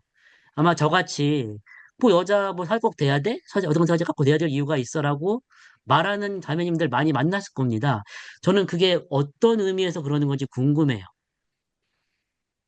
약간 네, 지금 그 질문 올라온 내용도 약간 비슷해서 이거 먼저 읽어드리겠습니다. 교회에 보면 여성 신자 비율이 훨씬 높은데 교회 내에서는 늘 허드렛 일을 당연한 듯 하는데 만족하고 본당 신부에게 뭔가 요구하는 말을 할 때 여성 신자들이 오히려 말을 막는 경우가 많거든요. 우리 스스로 고정관념을 깰 수 있어야 여성 부제도 의사결정권도 갖게 될 거라고 여깁니다. 박누치아 님이 질문하셨네요. 같이 엮어서 답변을 네, 해주시죠. 네. 같은 맥락의 이야기니까 같이 말씀드릴 수 있을 것 같은데, 뭐, 사실은 지금 남아있는 분들, 특히나 이제 수녀님이 될 정도로 있는 분들은 교회 가르침에 충실하신 분들이죠. 그 가르침을 따르니까 그러니까 남아 계시고, 여기서 일하시는 거예요. 그러니까 그거를 받아들이고, 다른 것들은 사실은 처음 듣는 얘기고, 이건 되게 이상한 이야기인 거죠. 그래서 사실 여성 사제를 바라고 여성이 있기를 바라는, 그러니까 여성들도 동등하게 참여할 수 있다라고 기대하는 여성들은 아마 대부분 실망하거나 실망해서 다른 데로 갔거나 안 나올 거예요. 지금 남아있는 분들은 이거에 대해서 그냥 불편함이 없는 분들이기 때문에 그냥 남아있으신 거죠. 근데 그분들한테 질문하면 당연히 나는 이게 좋은데 왜 바꾸려고 하나라고 얘기를 하실 거예요. 근데 사실은 우리가 이제 선교하는 교회 계속 얘기를 하잖아요. 근데 우리 신자들 10명 중에 한 명만 지금 성당에 나오고 있습니다. 한두 명만 나오고 80명, 그러니까 8명은 다 도망갔거든요. 그 사람들이 도망간 이유 중에 저는 여성사제 때 안 하는 종교라서 도망간 젊은이들도 분명히 있을 것이고, 여성들이 그래서 맨날 허드렛 일 하는 거에 대해서 되게 불편해가지고 내 굳이 여기서 이 봉사를 하고 있어야 되나 하고 안 나오시는 분들도 분명히 있을 겁니다. 근데 그분들의 목소리는 나오는 신자들한테서 들을 수는 없죠. 안 나오는 신자들한테 들어야 되는 목소리인 것 같고요. 그런 분들의 이야기를 들는 교회가 사실은 돼야 되는 거죠. 경청하라는 게 사실 교회에서 잘 나오는 사람들끼리 우리 정말 잘하고 프란스 교황령 훌륭하고 막 이런 얘기를 나누는 게 아니고 계속 선교하는 교회, 나가는 교회라고 하는 거는 세상에서 도대체 우리 가톨릭 교회 보고 도대체 뭐라고 하는지 한번 좀 들어봐라. 이런 이야기도 될 수가 있습니다. 근데 나가서 들어보면 정말 이상한 교회가 점점 돼가고 있는 상황이죠. 우리 현대 사회에서는 정말 상식이 되어버린 이야기들이 교회 안에서는 상식적으로 받아들이지 않는 이제 상황으로 굳어져 가고 있는 것이고요. 이거를 지금 교회 그런 신자들한테는 그런 말하지 말고 우리는 이 사람이 좋으니까 이 좋은 사람들끼리만 남아서 열심히 살아가는 방법, 그것도 하나의 방법이 될 수는 있겠지만 사실은 이분들한테 그게 왜 그렇게 중요한 것인가? 정말 중요한 게 이게 정말 복음적인 것인가? 좀 질문하고 생각을 깨어나게 하는 의식화 작업도 사실은 필요하다고 생각을 합니다. 그런 교육이 교회 안에서는 일어나지 않으면서 왜 여성들이 오히려 이런 가부장적인 질서를 서 좋아한다라고 얘기를 하는 거는 아까 신부님들이 일할 여성들이 없다라고 하는 건 제가 게으른 변명이라고 얘기했던 것처럼 우리 지금 교회가 그런 거에 대해서 시도하지 않고 문제의식이 없다는 건 되게 선교적인 측면에서 보면은 되게 게으른 나태함이라고 생각을 합니다. 그래서 조금 더 많은 이들이 우리 교회 안에서 이제 복음의 기쁨을 누릴 수 있고 이 정말 그러니까 그리스도께서 주신 진정한 자유와 평등의 그런 가치를 사랑하려고 하면은 우리 교회 안에 있는 이제 좀 이상한 모습들도 발견하고 바꿔내는 게 문제의식을 갖게 하고 하는 그런 작업들이 같이 수반이 돼야 된다라고 생각을 합니다. 저는 그렇게 생각합니다. 혹시 다르게 생각하시는 분들 있으면, 네, 네, 네, 예, 또 질문하십시오. 예, 또 네, 질문 하나 채팅방에 올라왔네요. 올라왔는데 네, 읽어드릴게요, 먼저. 30대 청년입니다. 저 개인적으로는 너 팸이야? 라는 질문을 돌려 묻는 것 같고, 뭔가 모난돌인지 감별하는 질문 같아서 아예 시기상조라 생각합니다. 또는 생각해 본 적이 없네요. 라고 대답합니다. 다만 여자인 친구들끼리는 나중에 딸이 나 신부님 되고 싶은 것 같아요. 보고 싶어? 되고 신학교 싶어. 가고 싶어? 음, 되고 싶어. 나 신부님 네. 되고 싶어? 신학교 가고 싶어? 라고 했을 때 뭐라고 응답해야 할까 하는 이야기를 나눈 적이 있는데요. 여기서 끝나버렸네. 음, 질문하신 잘 모르겠네요. 네. 네. 이게 청년들의 이제 그런 고민인 것 같아요. 그러니까는 이제 네. 특히 이제 한국 사회는 너무 뭐 여성과 관련된 이야기하면 너 팸이야? 막 이런 식으로 질문을 하면서 되게 예. 공격적으로 이렇게 감별하듯이 하는 질문들이 있거든요. 제가 이제 여성 이야기 많이 하고 나서는 꼴팸이 완전히 저는 이제 낙인이 찍혀서 막 인터넷상에서 엄청 이렇게 과격한 여성으로 이렇게 낙인이 찍힌 사람입니다만 그런 이제 질문들을 많이 하세요. 막 이렇게 막 되게 막 이제 뭔가 이렇게 되게 과격하고 여성으로 교회를 막 뒤집어 엎으려고 하는 이제 여성인 것 같고 그럴 것 같으면 차라리 성공해가지고 왜 이 가톨릭에 남아서 이렇게 시끄럽게 만드느냐 막 이런 식의 비판들도 많이 하시거든요. 근데 제가 왜 떴으니까 제 가톨릭 신자인데 이러면서 우리 집에서 왜 내쫓아내려고 그러세요? 막 근데 저는 우리 집이 좋은 집이 됐으면 좋겠다라는 바람으로 이렇게 좀 우리 부모님과 가족들을 이렇게 좀 세상에 좋은 사람이 되게끔 하는 신앙을 만들어 가는데 이제 고민이 하는 많은 사람이고요. 근데 젊은 청년인들일수록 이 되게 페미니즘이나 이런 거에 대한 이제 남성들 특히 이제 그런 것들이 되게 적대심이 강고 혐오까지 이렇게 표현되는 경우들이 있어서 되게 이런 발언들을 조심하고 사실 이제 젊은 신부님들도 그런 생각을 할지도 모른다라는 생각 때문에 젊은 청년 여성들이 사실 여성 이야기를 되게 조심스러워하고 안 하려고 합니다. 그런 분위기를 많이 들었고요. 그렇지만 이제 여성들끼리 만나고 나면은 이제 딸이 이제 신부님이 되면, 되고 싶다거나, 만약에 신학교에 가고 싶다 그러면 어떻게 할 거야? 이런 얘기를 음, 나눈 적이 있네요. 하고 이제 이 청년분들 얘기를 하신 거예요. 그러니까 저도 제가 청년 때 교리교사를 하면서 어린 소녀한테 그런 질문을 받았던 적이 있어요. 그때는 이제 여성들이 복사도 안 됐었거든요. 그래서 성취하고 나면 당연히 남자애들은 다 복사하라고 그러는데 저도 복사하고 싶은데 하면 안 돼요라고 막 왜 안 돼요? 남녀 차별이야라고 한 2, 30년, 30년 전에도 얘기를 들었었어요. 근데 그때 이제 제가 그 아이한테 이게 우리 본당은 지금 안 되는 거지 딴 본당은 여성 복사 되거든? 근데 우리 신부님이 안 해서 그런 거지 딴 성당에서 할 수 있어요. 이거는 그냥 신부님이 이상한 거야라고 이제 하고 말았는데 이게 할 수 있는 가능성이 이게 가능성과 희망이 있다라는 것과 우리 교회는 절대로 안 돼. 가능성 없으니까 그러면은 넌 딴 성당으로 가라고 얘기하는 것과는 다른 것 같아요. 그래서 저는 그런 희망들이 계속 우리 교회 안에 살아나 있어야 되고, 그렇게 요구하는 목소리들이 점점점 늘어났을 때는 사실 교회가 그걸 반대할 이유는 없다고 생각합니다. 이제 교회도 제도는 바뀔 수가 있거든요. 그래서 그런 이제 분위기가 늘어났고 그런 신자들이 많아진다면 아까 뭐 여성 부채직이 아니라 진짜 여성 사제까지도 받아들일 수 있는 가톨릭 교회가 될 건데 사실 그런 바람이 있는 사람들이 교회 밖에서 이제 자꾸 나가니까 남아있는 사람들끼리만 하다 보니 신자들이 원치 않는다라고 계속 이렇게 멈춰버리는 것 같아서 조금 우리가 바라는 것을 솔직하게 담대하게 시노드 과정에서 계속 이렇게 파레시아 이렇게 담대하게 얘기하라고 얘기를 하잖아요. 그러니까 우리가 바라는 교회에 대해서 좀 이렇게 좀 용기를 내고 담대하게 말하는 목소리들이 많아지면은 저도 좀 덜 공격을 받지 않을까요? 너만 이상하게 생각하는 게 아니라 많은 사람이 그렇게 생각한다라고 얘기가 될 수 있으면 더 좋을 것 같습니다.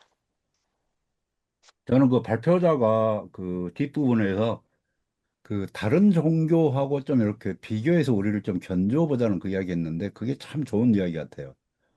저는 대학에서 그 세계 종교사를 한 20 몇 년 가르쳤는데 세계 종교 역사를 보면 우리는 전혀 그럴 것 같지 않으리라고 생각을 하는데 대부분의 종교들이 이른바 종교 엘리트들하고 종교 지도자들하고 일반 신자 대중들하고 끊임없이 그 갈등과 대립이 있거든요.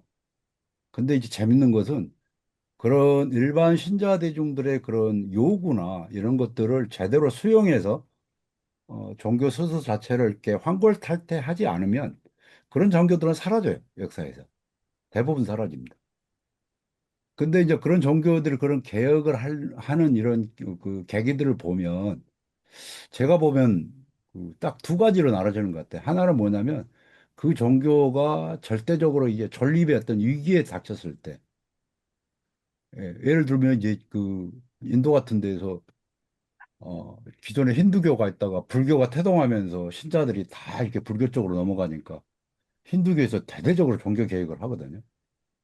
그러면서 다시 불교로 넘어갔던 신자들을 다시 끌어들이는 뭐 이런 경우도 있는데 그래서 종교 자체가 스스로 존립이기를 느끼는 우리 사례도 있죠. 뭐 독일 교회 최근에 뭐 한 해에 막 50만 명씩 신자들이 빠져나가니까 주교하고 평신도 동수로 해서 뭐 이혼을 만들어서 그 시노달리타스 그 문제를 지금 논의하고 있다고. 물론 이제 교황청에서는 그 부분에서 좀 반대하는 것 같더라고요. 반대하는데 어쨌든 절대적인 존립 위기에 있을 때 그러는 것 같고 두 번째는 끊임없이 싸워서 얻어내려고 그 신자 대중들이 뭔가를 이렇게 뭐 우리가 이제 80년대 민주화 운동부터 우리나라 민주주의가 정착돼 가는 과정을 쭉 보면 알 것 같아요. 하늘에서 민주주의는 쭉 떨어지는 게 아니잖아요. 누가 주는 게 아니잖아요. 끊임없이 국민들이 시민들이 싸워서 쟁취하는 거잖아요. 교회도 거의 비슷할 것 같아요. 크게 다를 것 같지 않아요. 그래서 뭐 그런 맥락에서 우리가 이제 교회 개혁을 이야기해야지. 그렇지 않으면 계속 좀 뭐랄까 좀 공연불 같은 이야기만 하고 있을 수 있는 그런 이야기가 되지 않을까. 제가 잠깐 보태봤습니다. 그 신호대의 길 얘기 나와서 조금 보탤게요. 예. 독일 어, 얼마 전에 그 독일에서 그 캐톨릭 겐탁이라고 해서 2년마다 평신도 대회가 있어요. 근데 그 위아 처치라고 그 우리가 교회라고 하는 교회 개혁 그룹에서 독일 친구가 저한테 보내준 그 한 주교님 그 가톨릭 겐탁 그 대회에서 여성의 권리, 특히 LGBTQ people에 대한 권리를 옹호하면서 공개적으로 강연문을 저한테 보내줬는데 거기에 보면 이거 굉장히 5일 정도 되는 대회인데 한 5만 명 많으면 뭐 이렇게 모이는 대회고 세션만 100개 정도 되고 그 주제에는 뭐 여성 사제, 부제, 무슨 뭐 LGBTQ 평신도의 권한 뭐 여러 가지 것들이 있는 거죠. 사회자님께서 비교가 중요하다고 했는데 바로 이런 거하고 한국의 평신도 현실을 좀 비교해 볼 필요도 있을 것 같다는 좀 생각도 들고요. 다시 이제 그 주교님 셰퍼스라고 하는 그 주교님 이야기로 돌아가면 그분에 따르면 2025년 4월 기준으로 해서 통계에서 어, 여성이 32.5% 정도가 지도부에 이제 아까 발표자께서 한 30%는 돼야 된다. 뭐 여성들 얘기 많이 하잖아요. 그 정도를 이제 넘어선 거죠. 독일 교회 같은 경우에는. 근데도 불구하고 실질적으로 신학적으로나 교회법적으로 이 성사적 권리는 남성한테 여전히 유보되어 있기 때문에 거기서 느끼는 그러니까 이제 본당 차원, 교구 차원, 무슨 뭐 주교회 차원에서 심지어 여성의 지도적인 역할을 한다 하더라도 신학적으로나 교회법적으로나 성사적으로나 그런 권한은 없다라고 하는 거예요. 그런 데서 느끼는 박탈감, 그런 건 독일 교회도 여전하다. 이제 이런 말씀을 해주셔서 그래서 저희 같은 경우에 그리고 이제 50대들이 가정에서 신앙의 사회화를 주도를 했는데 어머니들이 대거 지금 이제 50대 이하 층들이 빠져나가고 있어서 굉장히 걱정거리다. 뭐 이 주교님이 그렇게 말씀하셨던 거를 좀 이렇게 나누면서 어 아까 이제 그 발표자께서 그런 말씀하셨는데 저는 저 나름대로 한국 교회에는 제도에는 별로 희망이 없다. 이런 생각을 늘 갖고 있고 지금도 이렇게 비교를 해보면 알겠지만은 그 89년도에 그 전체적으로 성직자화되고 총무들이 주교회 전체를 장악하면서 신부들이 주교하고의 어떤 그런 직접적인 대화가 단절이 되잖아요. 그거의 어떤 이상을 어, 이- 넘어설 수도 없고 지금 시도도 안 하고 있잖아요. 그러니까 그런 상황에서 이 제도화가 너무 공고화되고 그러니까 프란시스코 교황님이 말씀하셨던 그런 것들 조금도 따르고 있지 않기 때문에 지금 이 상황에서 한국 그 천주교의 제도 자체가 전향적으로 바뀔 가능성은 제가 보기에는 거의 없다. 그러나 저 나름대로 교황님이 말씀하셨던 미셔너리 디자이플이라는 말씀을 하셨잖아요.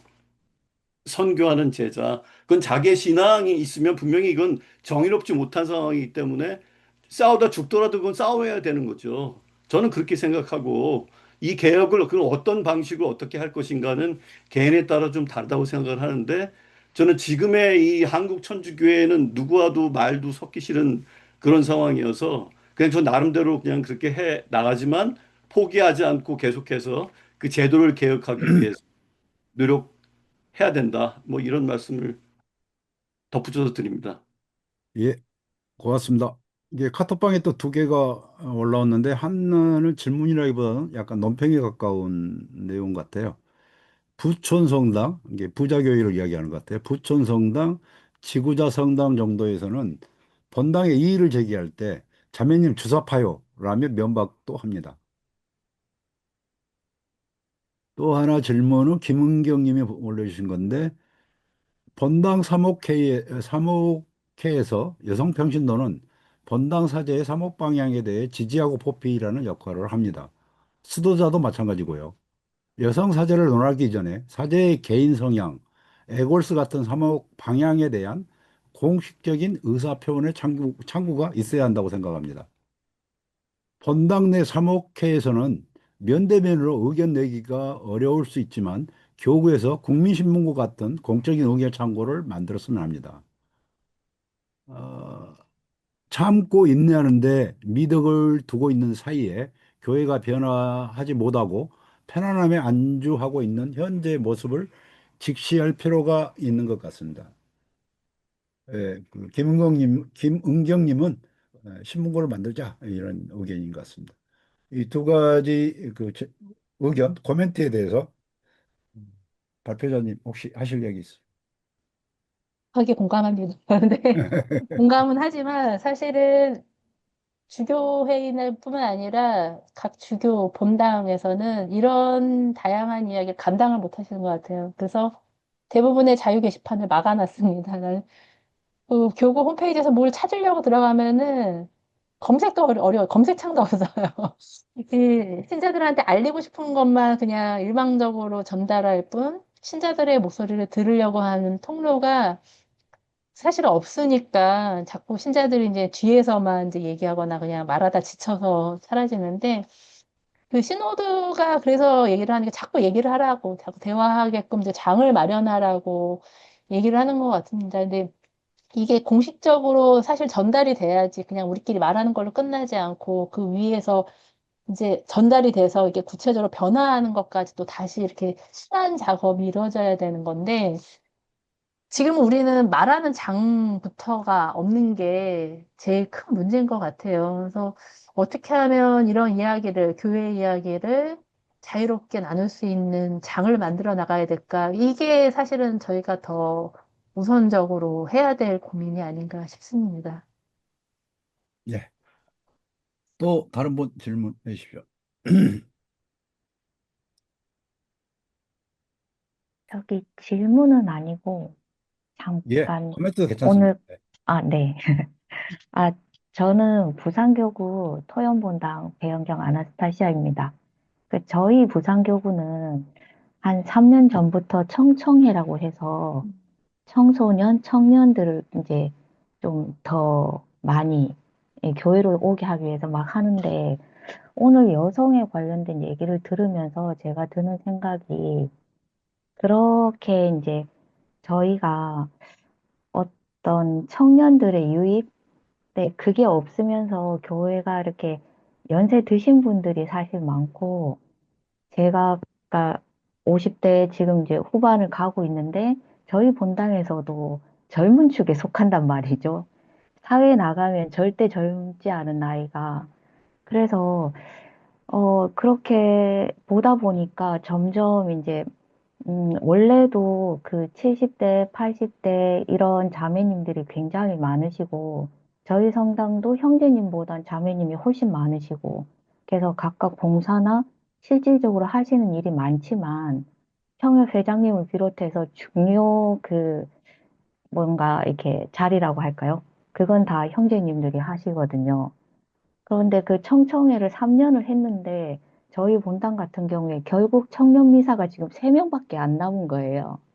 그래서 청년 미사가 안 될 정도고 그나마 있는 청년은 지금 이제 조리교사에 거의 있고 근데 제가 오늘 들으면서 저는 사실 여기 신학자분들도 많이 계시고 수녀님들도 계시고 오랫동안 신앙 생활을 많이 하신 분들이 계셔서 제가 말씀드리기 되게 조심스럽긴 한데 사실 저는 2017년에 세례를 받았기 때문에 사실 얼마 안 된 그런 상황인데 제가 처음에 세례받고 어 뭔가 좀 약간 당혹스러웠던 게 뭐였었냐면 부활절이었는데 자매님들이 되게 예쁜 한복을 입으시고 다들 막 뭔가 봉사를 하시는데 형제님들은 한복을 안 입으셨더라고요.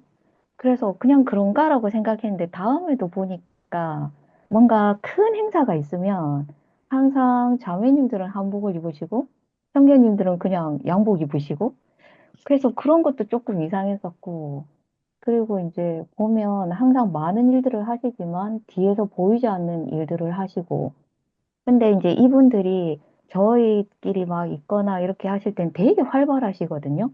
근데 남편분인 형제님하고 계시면 엄청 얌전하고 조용한 분으로 돌변하시는 분들이 계시는 거죠.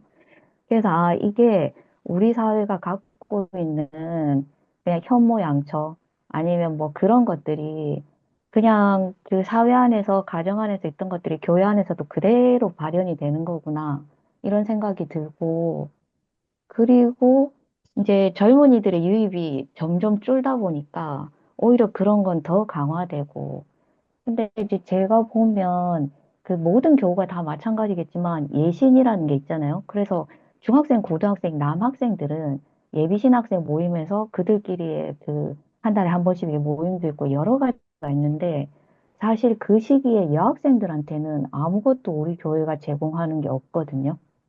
생각해 보면. 물론 이제 수녀회에서 한 번씩 각각의 개별 수녀회에서 뭔가 있을 때 그 여학생들이 뭐 개별적으로 참여하고 이런 건 있는데 교구 차원에서 뭔가 여학생 청소년들을 위해서 해주는 건 없는 것 같아요. 근데 우리는 항상 그런 걸 안 하면서 뭐 그 청소년이 없니, 청년이 없니, 막 이렇게 젊은이가 교회를 외면하니 하는데 그냥 그 안에서 있던 젊은이도 못 지키고 있는 지금 상황이고, 정말 아까 강사님 얘기하시듯이 다 그냥 도망을 가고 있고, 막 그런 상황이라서 이게 여성의 문제라는 부분들이 사실 교회가 좀 더 이렇게, 어, 나이 많은 신자들이 뭐, 어느 교회나 다, 우리 카톨릭뿐만 아니라 뭐 불교든 뭐든 다 종교들이 다 지금 그런 걱정들을 하고 있다곤 한데, 저는 또 카톨릭 신자니까, 카톨릭은 정말 이렇게 너무 늙어가고 있는 거 아닌가? 근데 그에 대한 방안은 사실, 물론 뭐, 그냥 출산율이 떨어지는데 어떻게, 뭐, 이렇게 얘기를 하시는데, 출산율이 떨어지는 거는, 그건 받아들이더라도, 교회 밖에 많은 청년과 청소년들이 있잖아요. 근데 그들이 교회로 돌아오지 않잖아요. 그런 데에 대한 고민들이 사실 여성에 관련된 부분하고도 좀 많이 연관이 되는 것 같습니다. 그냥 교회에서 그냥 제가 느끼기엔 그래요. 그냥 평신도로 있으면서 좀 답답한 것들이 많이 있는데, 그래도, 네, 그래도 또 그걸 사실 평신도 입장에서 그걸 어떻게 해결할 수 있는 방안은 없는 것 같습니다. 네, 이상입니다. 맞습니다. 예, 아이고, 뭐 가장 청년, 정확하신 청소년, 관장인 것 같아요. 예? 그러니까 이게 가장 최근에 오셨기 때문에 그 안에서 오래 있었던 사람들은 잘 느끼고 당연하게 느끼는 것들이 얼마나 이상한지를 제대로 그렇죠. 보시는 것 같다고, 네, 그 청년, 말씀을. 청소년 없다고 하기 이전에 좀 교회가 청년들이, 청소년이 와서 좀 자유롭게 좀 쉬고 이야기하고 뭐 꿈꿀 수 있는 그런 공간이 됐으면 좋겠다. 막 제 해석으로 하면 그렇게 됩니다. 틀리지 않죠? 네, 아까 네, 그 말씀, 카톡방에 하나 더 올라온 거 제가, 이것도 뭐 질문은 아닌데요. 아까 그 주사파라고 면박당했다는 분의 이야기인데 본당 카페에서 퇴출당했대요. 예, 또 질문 이어서 하시면 됩니다. 예. 얼추 시간, 끝날 시간이 된 것 같습니다. 아, 9시입니다. 9시까지요? 네. 그럼 마지막으로 여기서 끝내면 더 서운하니까 마지막으로 딱 한 분 질문 받고 끝내도록 하죠. 우리 박누차 자매님 왜 퇴출당하셨는지 얘기 듣고 싶네요. 아, 박누차님 여기 계신 거예요? 아, 네. 제 계시구나. 네. 그 사회교리 학교를 다니면서 그 사회적인 이슈하고 맞물린 것들을 이제 제가 여러 번 이렇게 올렸어요. 여러 데 같이 연대를 해주셨으면 좋겠다. 그리고 우리 성당에서도 이런 거에 관해서는 같이 논의하고 합의하고 했으면 좋겠다라고 이제 그런 것들을 여러 번 올리고 했는데 어느 날 보니까 제가 글이 안 올라가는 거예요. 쓰기 권한이 없어진 거예요. 그래서 이상하다. 그리고 왜 안 올라가지? 나갔다가 들어갔다가 계속 로그아웃 했다가 들어갔는데 안 돼서 성당에 알아보니까 글 못 쓰게 막아놨다 그러더라고요, 저를. 그래서, 나 퇴출당했구나 싶어서. 아니, 그렇다고 글을 못 쓰게 하는 거는 이거는 형평성에 어긋나는 거 아니냐고 얘기를 했더니 사무장님이 본당 신부님 뜻이어서 어떻게 할 수가 없다고. 그러면서 못 풀어준다 그러더라고요. 그래서 결국은 퇴출을 당하고, 이제 말았어요. 안 해주더라고요, 나중에. 네, 이상입니다. 예, 예, 뭐 아직도 또 뭐 질문하실 분들도 있을 거고 뭐 그럴 텐데 시간이 뭐 9시까지 예정돼 있다고 그러니까 여기서 좀 마무리를 했으면 좋을 것 같습니다. 제가 마무리하면서 좀 사회자의 권한을 약간 남용해서 이건 제 편견이기도 합니다. 편견이라고 전제하고 들어주세요.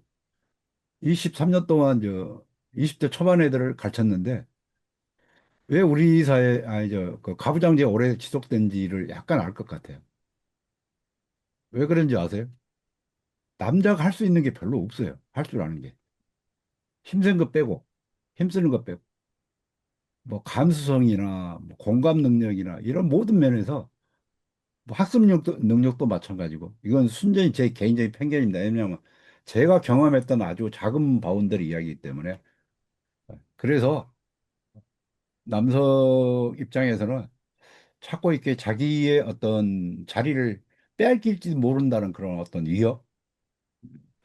그게 이제 옛날에 신화들을 보면 그런 이야기들이 사실 그 당시에 그 남자들의 그런 고민들이나 남녀 갈등 그런 것들이 신화에 이제 많이 남아있긴 한데 그런 맥락에서 보면 약간 그런 거지 않을까 그런 생각이 들어요. 그래서 아까 여성 사제 이야기도 했지만 여성이 만약 사제를 한다면 저는 훨씬 더 뛰어난 능력을 발휘할 수 있다고 생각을 해요. 아까 그런 맥락에서 남성에 비해서 여성이 갖고 있는 남다른 어떤 자질이나 능력들, 아까 말한 감수성이나 공감 능력이나 이런 모든 면에서 훨씬 더 뛰어나기 때문에 사제의 역할이라는 거 우리가 초점을 맞춰보면 그렇지 않을까. 그래서 제 편견에 사로잡힌 이야기니까 혹시 이거 다른 데 가서 확대 생산하지 마십시오. 어쨌든 여러분들 이렇게 만나 뵙게 해서 고맙고 오늘 발표하신 그 이미경 발표자님 마지막으로 좀 정리하는 말씀 듣고 오늘 자리를 끝낼까 합니다. 네. 네. 계속 여성 이야기를 하다 보면은 되게 교회 비판적인 이야기만 하게 되는 것 같아요. 왜냐면은 너무 답답하니까요. 이거 이대로 가면 안 되고, 이렇게 좀 뜯어 고쳤으면 좋겠다라고 생각하는데, 저는 이제 처음 이제 그리스도교 신앙, 제가 이제 석사 때 전공한 게 이제 신약 성서니까, 그 성서에서 예수님을 따랐던 그 제자들, 성경에도 그냥 간단하게만 언급되지만, 그 예수님의 제자들은 분명히 여성들도 있었고, 초대교회를 더 확장하고, 이렇게 전 세계 교회를 이렇게 퍼뜨린 데에 여성의 힘이 없었으면, 그게 그리스도교가 오늘의 교회가 가능했을까라는 생각을 많이 합니다. 근데 어느 종교도 사실은 새로운 신종교일수록 여성들이 평등하게 참여할 수 있는 종교들은 되게 활기차고 막 이게 확산력이 있고 막 이러는데 제도화가 되기 시작하면은 점점 그 자리를 남성들이 이렇게 책임을 하고 여성들이 이렇게 밀어내면서 그 이렇게 아주 체계적으로 딱딱딱딱 잘 관리를 하고 싶어 하는 것 같아요. 근데 잘 관리되는 교회 가 예수님이 바라는 그런 이제 하느님 나라의 모습은 아닌 것 같아요.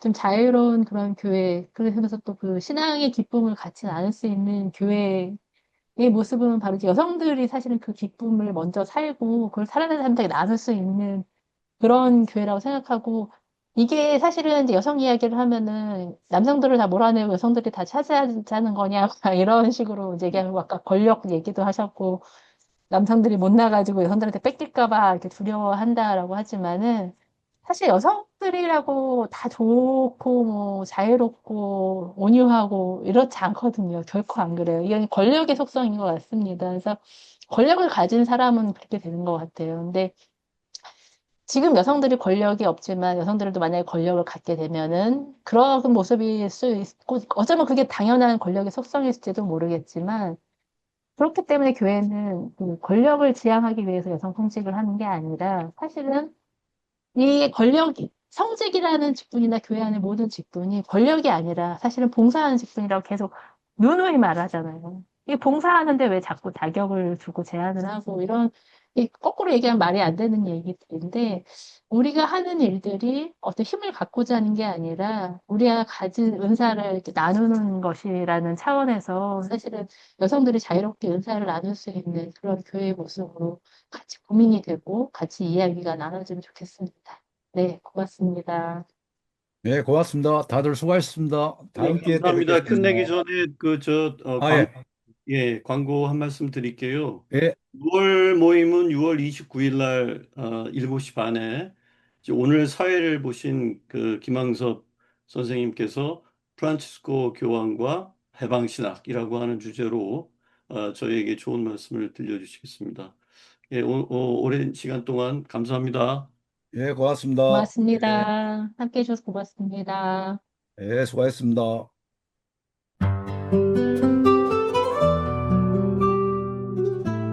가톨릭 평론은 복음적 시선으로 세상과 교회를 섬세하게 관찰하고 분석하고 대안을 고민하는 매체입니다. 가톨릭 평론은 교회가 세상 속에서 세상과 다르게 존재함으로써 해방을 선포하는 구원의 성사가 되도록 신앙인들이 함께 성찰하고 대화하는 도구가 되고자 합니다. 성숙한 신앙으로 안내하는 가톨릭 평론의 정기 구독자가 되어주시기를 청합니다. 이 책을 꼭 읽어야 할 분들에게 보내는 선물 구독이나 기증도 환영합니다.